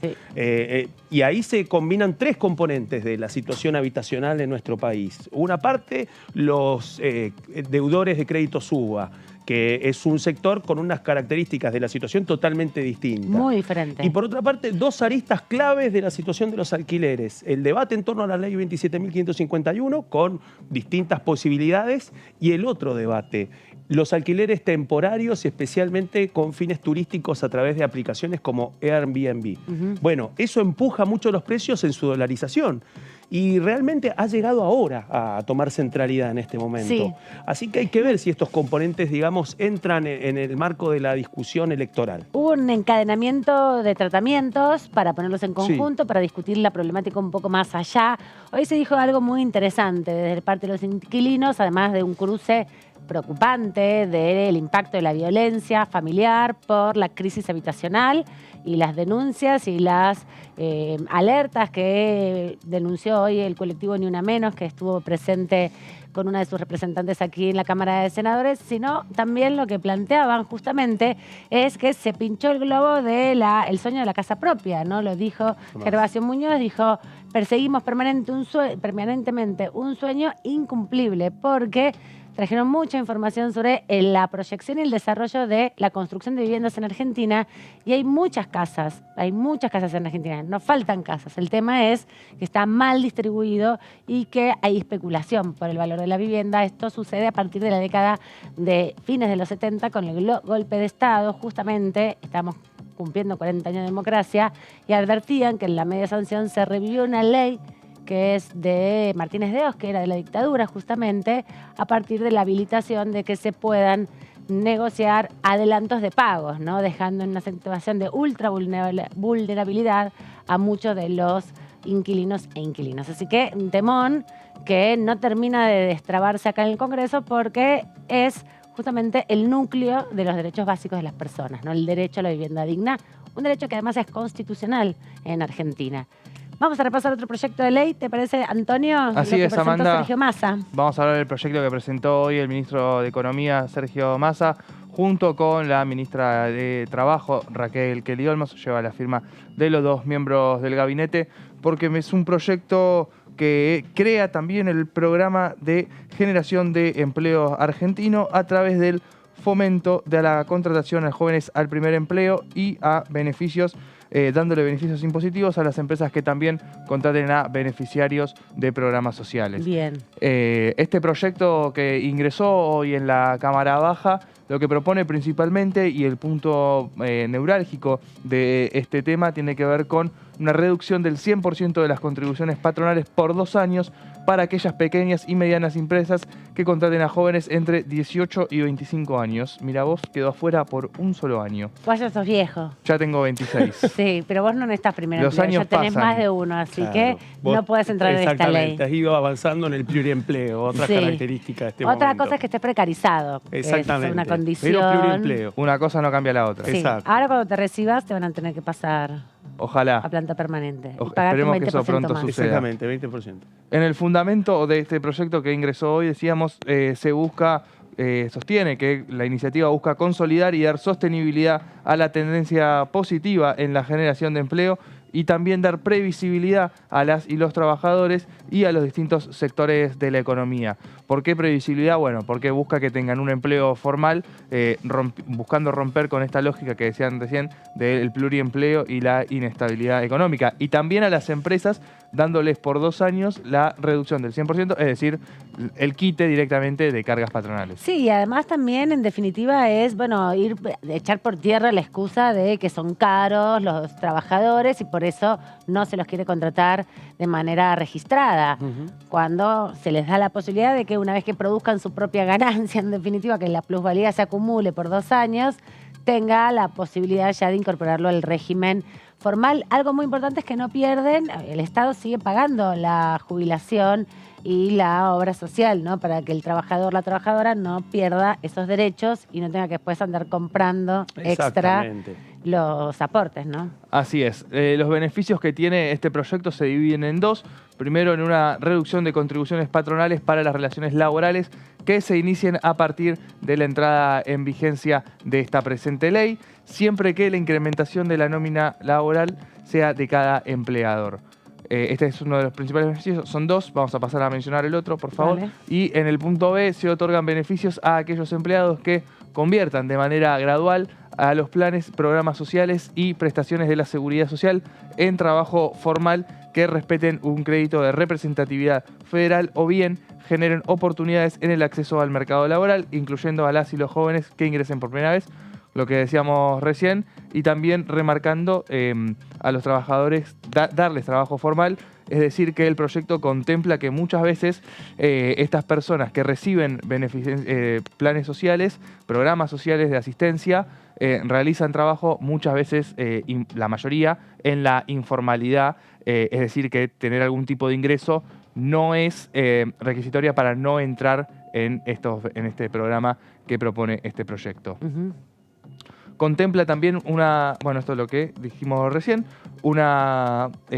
contempla una reducción de las contribuciones patronales del 100% para las pymes en los casos de contratar a alguien que no percibe planes, que no percibe planes sociales, a alguien que sí y a un joven de entre 18 y 25 años. Es decir, busca no solamente con planes sociales, sino también sin planes sociales entre 18 y 25 Claro, años. porque lo que hace es sostener durante esos 2 años el aporte que se hace a través del plan de contención que tiene el Estado Nacional. Por ejemplo, la Argentina Trabaja, y lo que la empresa tiene que aportar entonces es el complemento para llegar al salario de convenio. A veces son un porcentaje, a veces es es el 20% a veces el 40%. Me parece que el principal objetivo que se va a cruzar acá es el plan Potenciar Trabajo. Claro, exacto. Sí, que determina el 50% del salario mínimo vital y móvil y que en muchos aspectos complementa el ingreso que paga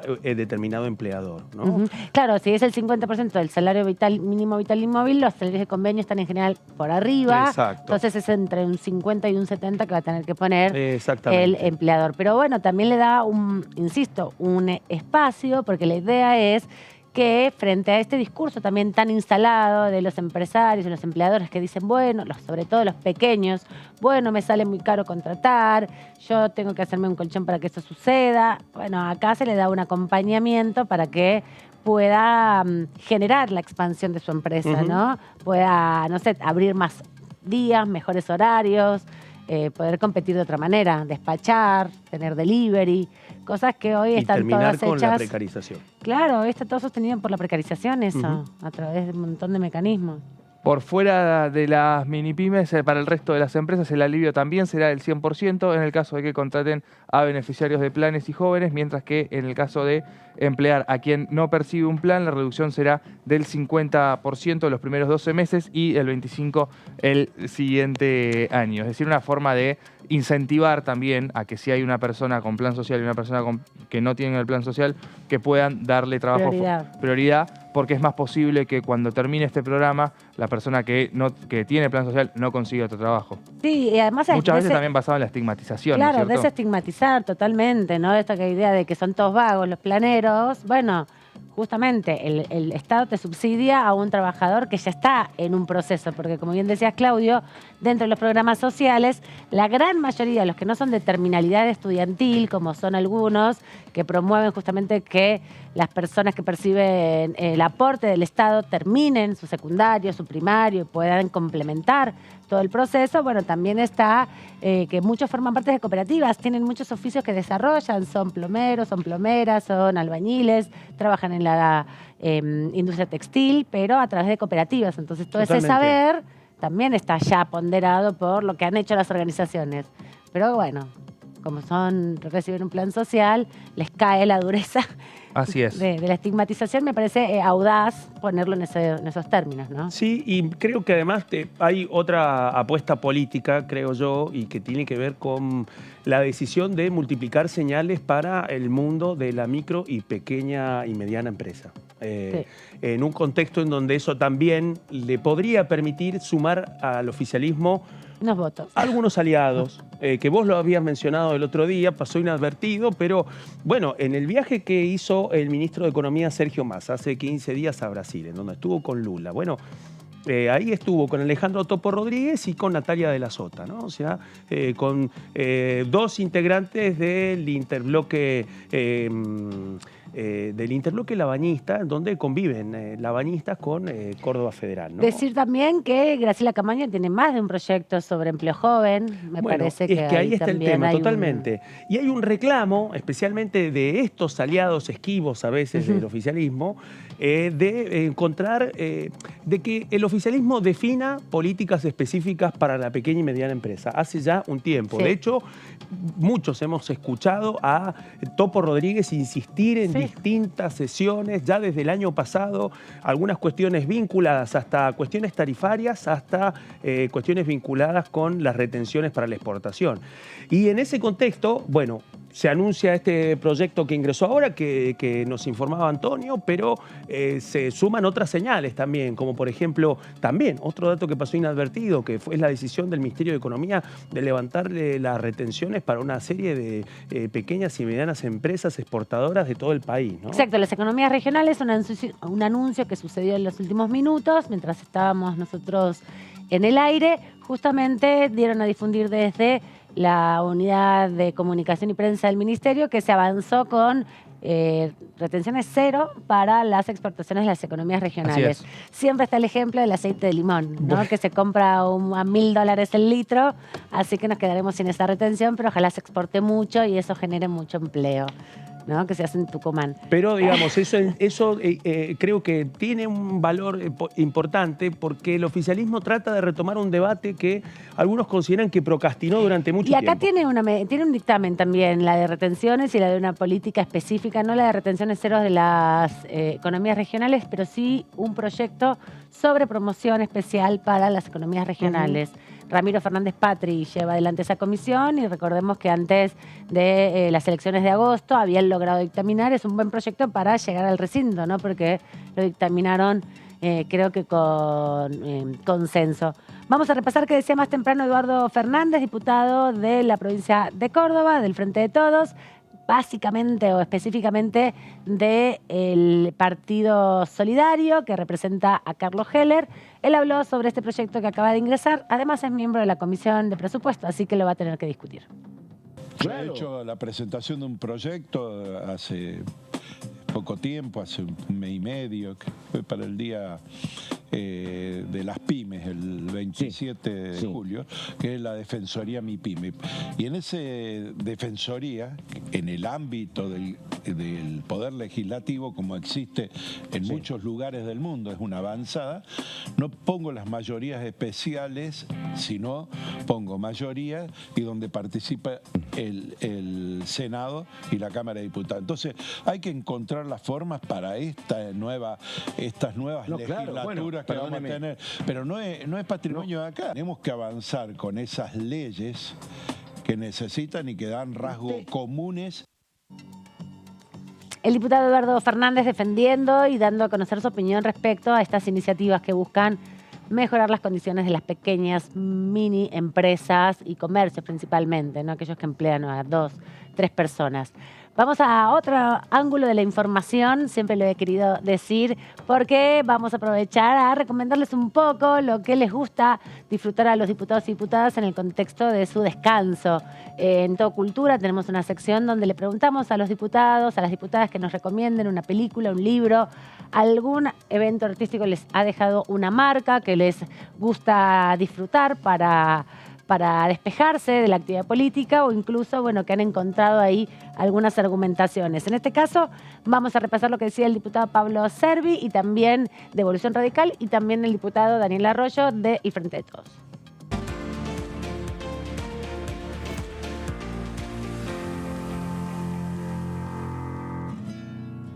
Hola, soy Pablo Servi, diputado nacional de Juntos por el Cambio por Neuquén, y le quería recomendar un libro que a mí me ha gustado y ha sido importante para mí, como es El Lobo Estepario de Hermann Hesse. Justamente traza o de alguna manera indica las dificultades que uno vive y cómo tiene que reinventarse en la vida, y creo que ha sido muy importante para mí y se los recomiendo. Una película, creo que Matrix también nos plantea una realidad, una posible realidad, ¿no? Con todo el desafío que hoy se nos da con la inteligencia artificial y con lo que se viene, y realmente plantea una visión inclusive desde lo filosófico, que me parece importante. Y una serie que a mí también me ha gustado, me ha servido, es Band of Brothers, creo que también sobre la Segunda Guerra Mundial, que es un evento que creo que cambió la historia a nivel mundial, así como hoy creo que estamos viviendo una época de cambios, de fin de ciclo. Es realmente interesante por lo que plantea y lo que se vivió en esa situación, pero además también desde lo humano y de muchas situaciones que se dan. Así que estas recomendaciones, creo que la cultura es importante para el desarrollo y creo que hay que trabajar en eso. Recomendaciones culturales. Por el lado de la música, yo vengo muy del mundo de Charly García, del rock nacional.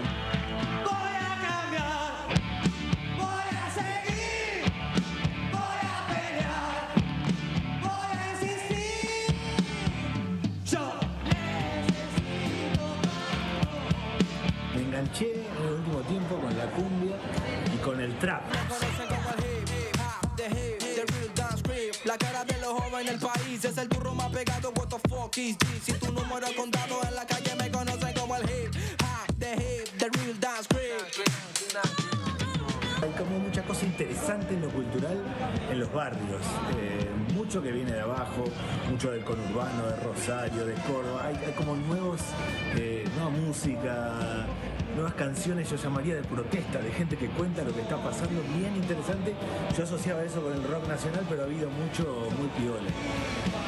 En lo que hace al cine, la verdad que soy muy fanático del cine nacional. Me he enganchado con muchas películas del cine nacional, mucho del Inca, que se conoce poco. Hace poquito vi una película que se llama El Kiosco, por ejemplo, con Pablo Echarri. Hace un mes me compré un kiosco a media cuadra de la vía, me cierran la calle, me van a arruinar. ¿Cómo se te ocurre comprar un kiosco en una calle que van a cerrar, infeliz? Vos también, cara de nalga, dame la plata. Con el intendente, carajo. O algunas películas que han sido poco conocidas, pero que es interesante. Para mí ha habido mucho bueno del Inca en los últimos años, en distintos gobiernos, y valioso. Soy un promotor del cine nacional, he enganchado bastante a mis hijos con eso también. Y después en los libros, he sido un buen lector, no soy tan buen lector ahora, he sido un buen lector. Me he enganchado mucho con lectura de libros y cuentos de fútbol en el último tiempo, casi para desengancharme, para distenderme un poco, pero he sido buen lector en otro tiempo. Soy de los que creen que hay que leer los clásicos, Aristóteles, Platón, Hobbes, Locke. Si uno lee esos clásicos, Maquiavelo, todos esos, parece que estuvieran hablando de la Argentina de hoy. Hicieron hace muchísimo tiempo, parece que estuvieran hablando de la Argentina de hoy. Soy de los que creen que hay que estudiar los autores clásicos que trascienden los tiempos y después autores nacionales más actuales. Pero todavía tengo deuda con la poesía, todavía tengo deuda con algo de la literatura más tradicional argentina. Prometo ponerme las pilas con eso.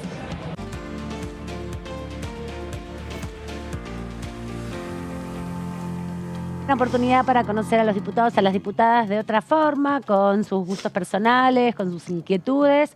Así que aprovecho este momento para invitar a todos los diputados y diputadas que aún no nos han contado cuáles son sus inquietudes culturales. Lo puedan hacer en cualquier momento. No solamente nos tienen que venir a visitar acá Todo Cultura, lo pueden hacer cuando nos encontremos también en los pasillos de la Cámara, o sus asesores nos los pueden mandar también a nosotros grabándolo con su teléfono celular. Vamos a cambiar de tema y vamos a hablar de un proyecto que también ingresó hace poco Claudio y que tiene que ver con justamente algo de lo que se habló un poco ayer en la Comisión de Relaciones Exteriores y Culto respecto de nuestro nuevo mapa bicontinental, que tiene que poner el ojo mucho más claramente también en la zona antártida, ¿no? De la Antártida, que le damos poca bola a la zona antártica. Totalmente.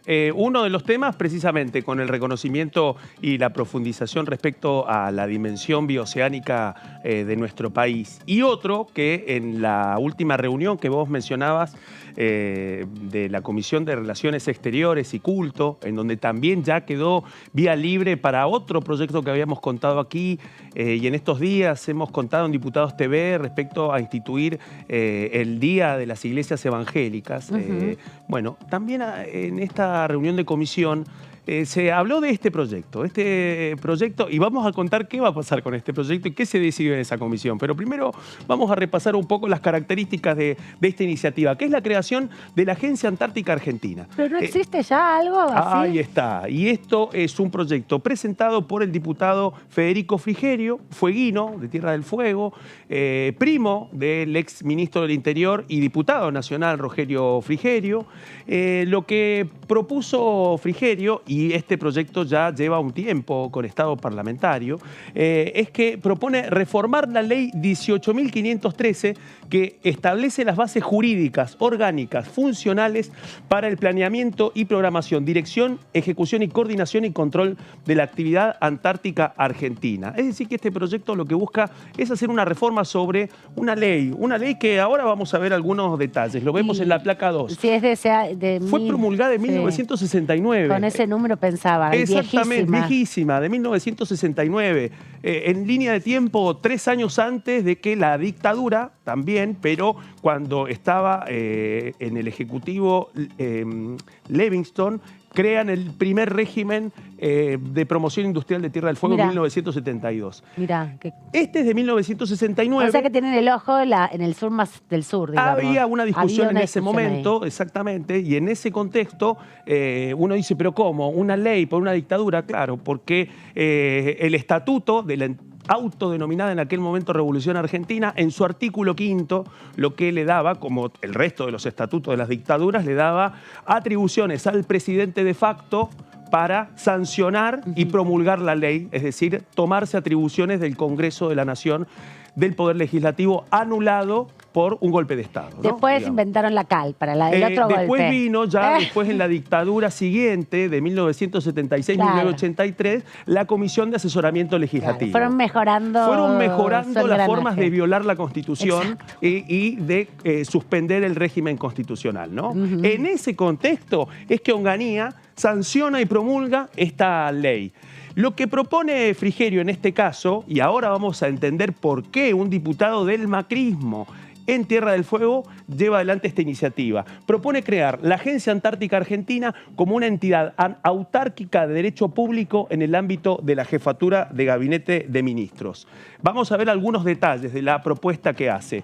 En primer lugar, sostiene que tendrá su asiento principal en la ciudad de Ushuaia, en la provincia de Tierra del Fuego, Antártida e Islas del Atlántico Sur, y una sede subsidiaria en la ciudad autónoma de Buenos Aires. También tendrá a su cargo el planeamiento, programación, dirección, coordinación y control de la actividad antártica argentina, de acuerdo con las responsabilidades asumidas por el sistema del Tratado Antártico y todas sus disposiciones.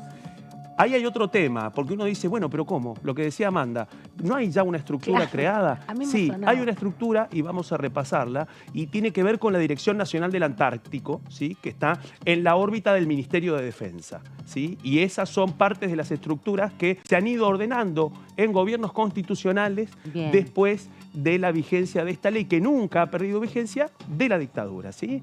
Ahí es donde lo que busca este proyecto de Frigerio es definir algunos acoplamientos. Por ejemplo, definir que el Comando Conjunto Antártico va a continuar desempeñando las tareas de apoyo logístico a la actividad antártica argentina. Comando Conjunto Antártico, además, que tiene la misión de garantizar el abastecimiento y el cuidado de todas las bases antárticas, de la expedición anual del rompehielos Almirante Irízar, y además de los despliegues logísticos, por ejemplo, que derivaron en la visita del presidente Alberto Fernández a la Antártida, territorio antártico, este año. Primera vez que un presidente visita la Antártida en muchísimo tiempo, ¿no? Vamos con los temas vinculados a la misión de la agencia. Lo que propone Frigerio es que esta agencia tenga la misión de dirigir, sostener, controlar y promover la actividad antártica argentina, siempre de acuerdo con los objetivos de política y estrategias nacionales y con recursos y medios que el Estado asigne, fundamentando siempre el interés nacional en esa actividad y difundiendo sus resultados. Vamos a la siguiente placa para poder conocer también las funciones. El proyecto tiene más de 30 funciones para la Agencia del Antártico. Nosotros hemos focalizado en las 6 primeras porque define un poco algo que vamos a profundizar en unos minutos. Una de las funciones es coordinar con el Ministerio de Defensa y otras instancias y organismos superiores del planeamiento nacional la fijación de objetivos, políticas y estrategias en relación con la Antártida Argentina. Segundo, proponer las previsiones sobre la actividad antártica a incluir en el Plan General de Desarrollo y Seguridad de largo plazo y en el Plan Nacional de Desarrollo y Seguridad Antártico, que sería en el mediano plazo. Vamos a la siguiente placa. El tercero es concentrar todas las demandas de todo lo relacionado a la actividad antártica, espacio marítimo del Atlántico Sur e islas circundantes para reunir, analizar la compatibilidad y coordinar los requerimientos de todos los organismos ejecutores de la actividad antártica y redactar el proyecto del Plan Anual Antártico. Y esto entonces, en definitiva, es hacer una agencia de la democracia, ¿no? O como reordenar y volverle a dar una relevancia. Me parece oportuno porque se aprobó, ayer hablábamos con Mabel Caparrós, ¿te acordás? Sí. Y ella va a terminar este año su mandato y tenía una preocupación sobre todo de cómo dar a conocer y difundir el mapa bicontinental, cómo dar también referencia a la centralidad que tiene la Antártida en el mapa hoy, con respecto, vos te sorprendiste que Córdoba no era más el centro. Y claro, también decía eso, que Ushuaia pasaba a ser el centro de la Argentina. Claro. Golpazo para los cordobeses. Golpazo, sí, para los cordobeses, crisis nacional. Terrible para los cordobeses. Entonces me parece que lo que ella reclamaba en definitiva era que haya una relevancia, se vuelve a tomar la relevancia de la Antártida, que a veces está un poco desdibujada, ¿no? Sí. Pareciera que fuera un territorio que está ahí y que no tiene ninguna validez más allá de la investigación. pero es un lugar de disputa, ¿no? Tiene mucho que ver con los recursos y también es geopolítica. Totalmente. Y, insisto, en este contexto el Ejecutivo ha garantizado las misiones tanto de las que establece el Comando Conjunto Antártico como las tareas de la Dirección Nacional del Antártico, pero en un escenario en donde hay funciones que no están centralizadas. Por eso, antes de entrar a algunos detalles previos hasta cómo hemos llegado hasta aquí, vamos a terminar de repasar las funciones. La cuarta función que se establece para esta agencia es orientar, dirigir y controlar la redacción de los planes y programas de los organismos ejecutores oficiales, asignando los recursos financieros correspondientes, porque otro de los temas tiene que ver con ordenar el presupuesto para todas las cuestiones vinculadas a la misión antártica. Además, orientar y coordinar la redacción de los planes y programas de los organismos privados que participan en la actividad antártica, proponiendo los subsidios y apoyos financieros que convenga otorgar, ¿sí? Otro tema que no es para nada menor en un momento en donde hay una gran discusión respecto a cuáles van a ser los accesos y cuál es la capacidad que tiene Tierra del Fuego para contar con puertos de provisión antártica, tanto para la exploración de la Antártida como para el transporte logístico de los productos que salen de las ensambladoras tecnológicas de Tierra del Fuego, que son protegidas por el régimen de promoción industrial. Vamos a la siguiente placa para ver finalmente el punto 6 de las misiones. Elaborar y aprobar los requerimientos para el planeamiento y programación de las campañas antárticas que realizan las Fuerzas Armadas, Dirección Nacional de Política Exterior Antártica, ¿sí?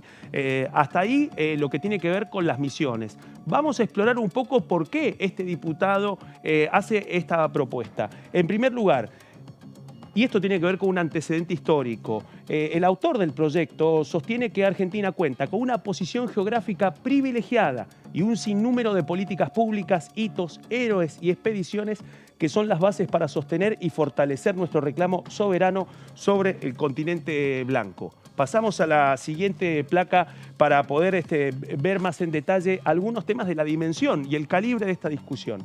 Argentina, sostiene Frigerio, tiene la base antártica más antigua de la humanidad, remontando nuestra presencia en la Antártida desde el 22 de febrero de 1904, cuando tomamos posición y jurisdicción sobre la isla Orcadas. Desde ese momento a la fecha, el programa antártico argentino ha atravesado un sinfín de modificaciones, adaptaciones y procesos de políticas pendulares. Bueno, la muestra está en que fue precisamente una dictadura la que avanzó inicialmente con el primer régimen para poder tener una política antártica soberana. Vamos a la siguiente placa. Ahí vienen también una enumeración de críticas que es la que originan esta propuesta. El Poder Ejecutivo Nacional, sin importar la gestión, no supo evolucionar al ritmo necesario para una demanda cada vez mayor de servicios, prestaciones, ciencia y una economía antártica cada vez más demandante. E insiste, es gracias a las Fuerzas Armadas y a un sinnúmero de trabajadores y trabajadoras del Instituto Antártico, de la Dirección Nacional del Antártico y de la Dirección de Política Exterior Antártica que hoy mantenemos un programa antártico en funcionamiento. Pasamos a la siguiente placa.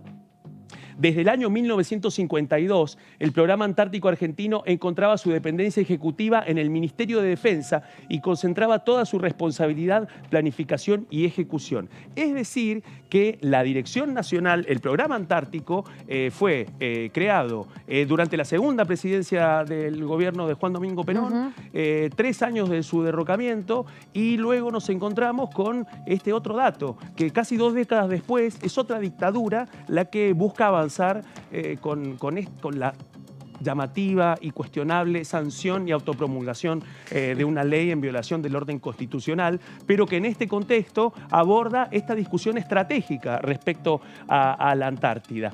Así como el proyecto remarca en 1952 la creación del programa antártico, después viene 1969 con este decreto ley de la dictadura y después pasamos al año 2003. En el año 2003, a través de un decreto del entonces presidente Néstor Kirchner, se transfieren la Dirección Nacional del Antártico y el Instituto Antártico Argentino al Ministerio de Relaciones y Culto. Entonces saca de la defensa y se lo pone en otro lugar. Exactamente. Bueno, está bueno por la discusión más diplomática. Totalmente. ¿No? Y ahí viene otra caracterización desde la perspectiva de este diputado del PRO de Tierra del Fuego. Frigerio opina que esto generó en el tiempo un doble comando y una disputa permanente de intereses entre ambos ministerios, quedando a merced de la relación que pudiera existir entre ambos ministros o el interés que cada uno le daba a la temática. También el autor del proyecto asegura que al día de hoy las funciones y responsabilidades de la actividad antártica se encuentran dispersas entre los ministerios de Defensa y Relaciones Exteriores y Culto y no existe un organismo rector que centralice y coordine en materia de política nacional antártica. Ahí es donde entraría la creación de la Agencia Antártica, porque al depender de la jefatura de gabinete, lo que buscaría sería articular las reparticiones que dependen de la Cancillería y del Ministerio de Defensa sin cambiar sus funciones, sin intervenir en ninguna de ellas respecto a su funcionamiento, sino buscando una instancia integradora. Bueno, igual le da como más no sé si más jerarquización, pero pone por lo menos la obligación en la agenda del presidente de la Nación también, en algún sentido, ¿no? Totalmente. Lo saca de la esfera ministerial o de la disputa o de la propia discusión que se puede dar en cada uno de los ministerios y le da a la oficina, digamos, como de al lado del presidente o la presidenta que esté en cada momento, un lugar donde eso, hacernos un poco más cargo, más allá de los grandes discursos en el momento de los aniversarios, del rol estratégico que tiene la Antártida. Totalmente. Está un poco desdibujadito. Exacto. O que en muchos casos además queda relegada dentro de lo que de la narrativa de los poderes ejecutivos, sea del signo político que sea. Algo que contrasta realmente con la experiencia y con el sacrificio de quienes son los que sostienen las bases antárticas desde hace ya más de un siglo. Por otro punto, y tiene que ver con otra crítica del autor del proyecto, Frigerio considera que no existe un sistema unificado de contrataciones y por lo tanto tampoco hay una correcta previsión respecto a las necesidades de infraestructura, medios y herramientas. Sostiene además que tampoco existen depósitos antárticos consolidados y además insiste con que la Argentina no cuenta con un sistema de recursos humanos antártico eficiente. Vamos a la última placa de este informe. Por el contrario, insiste que cada fuerza y cada órgano hace lo que puede con el mayor de los profesionalismos, pero con limitaciones prácticas que cada día se hacen más evidentes. No existe forma de facturar, también agrega Frigerio, no se pueden facturar servicios y prestaciones a terceros países, institutos o demandas públicas o privadas. ¿Qué pasó con esto ayer en la comisión? Bueno, le pidieron la consulta al Ministerio de Defensa. Bien. Así que van a esperar. Bueno, pero lo presentaron, pudieron discutir de algún modo. Está bien que le pidan al Ministro de Defensa, es parte de los pasos claves que se tienen que dar en este tipo de discusión, porque no se está criticando un accionar, sino se quiere mejorar un funcionamiento con esta propuesta de sacarlo de la órbita del Ministerio de Relaciones Exteriores y Culto, de la incidencia que también tuvo en su momento y tiene hoy el Ministerio de Defensa para llevarlo a un lugar. Me imagino que también con la repercusión que tuvo la elección Paso en la Antártida, no se debe haber dicho nada ayer, porque ganó Milei, son 7-10, ¿no? Totalmente. Fue muy significativo, son la gran mayoría militares, hay algunos científicos, pero es un lugar muy particular porque llevan ahí la campaña en la Antártida, requiere de un proceso de mucho tiempo de entrenamiento y es un periodo que vas, no te quedas a vivir ahí, vas por un trabajo en particular. Por una campaña. Una campaña, por 5 una campaña años antártica.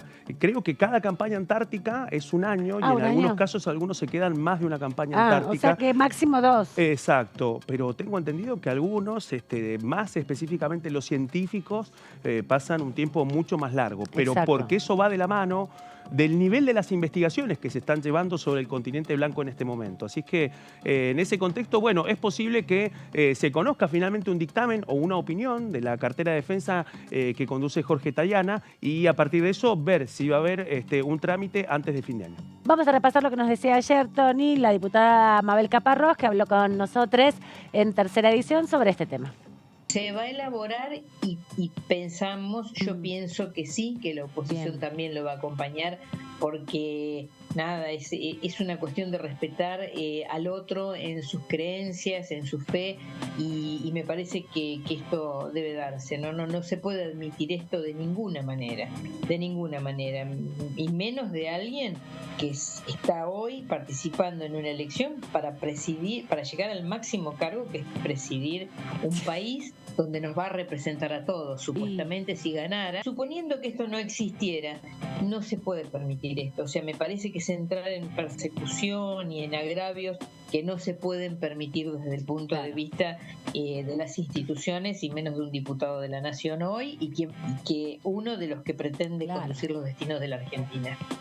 Y bueno, no, la comisión fue bárbara. En mi caso se obtuvo dictamen de 4 temas, 4 proyectos que tenía presentados. En realidad tenía 5, retiré uno porque fue solucionado. Y logramos dictamen de 4 proyectos. Uno de ellos, que a mí me parece el más lindo, es el instituir el día 4 de agosto de cada año como el Día de los Derechos de Soberanía sobre la Plataforma Continental. Bien. ¿Por qué? Porque ese día se logró la sanción de ese trabajo que se dio a lo largo de más de 20 años de la COPLA, investigando, midiendo, pero que a la Argentina le permitió aumentar en 1.700.000 kilómetros cuadrados su extensión, y que no tuvo quizás el impacto que merecía. Exacto. Porque no se logró medir la importancia que tiene en cuanto a los recursos naturales, a los derechos soberanos sobre esos recursos naturales para la Argentina, a que los trabajos más prolijos de cualquier país fue presentado en Naciones Unidas, en la Convención de los Derechos de Mar, fue evaluado.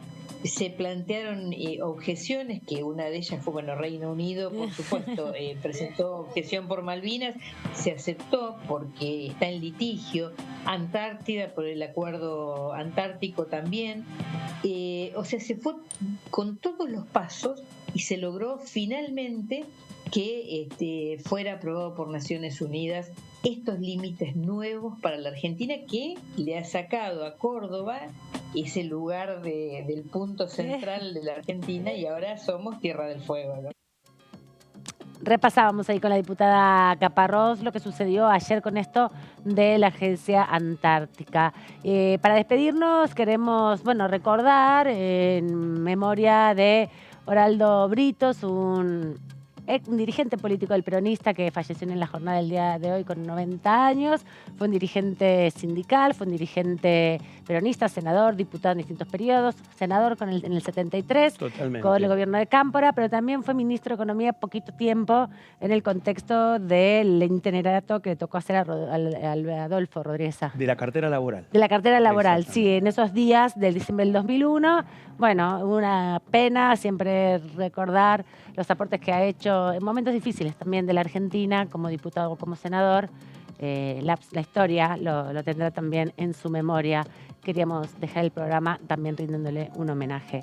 Nos vamos nosotros aquí. Gracias, Claudito. Gracias, Antonio. Que tengan hermoso fin de semana. Gracias a vos, Amanda. Que les sea leve todo para ustedes. Nosotros nos reencontramos mañana. Continúan acá con la agenda informativa. Hoy hay Eco Agenda, no se olviden. Y también, mañana ya entrevistas en DTV. Adiós.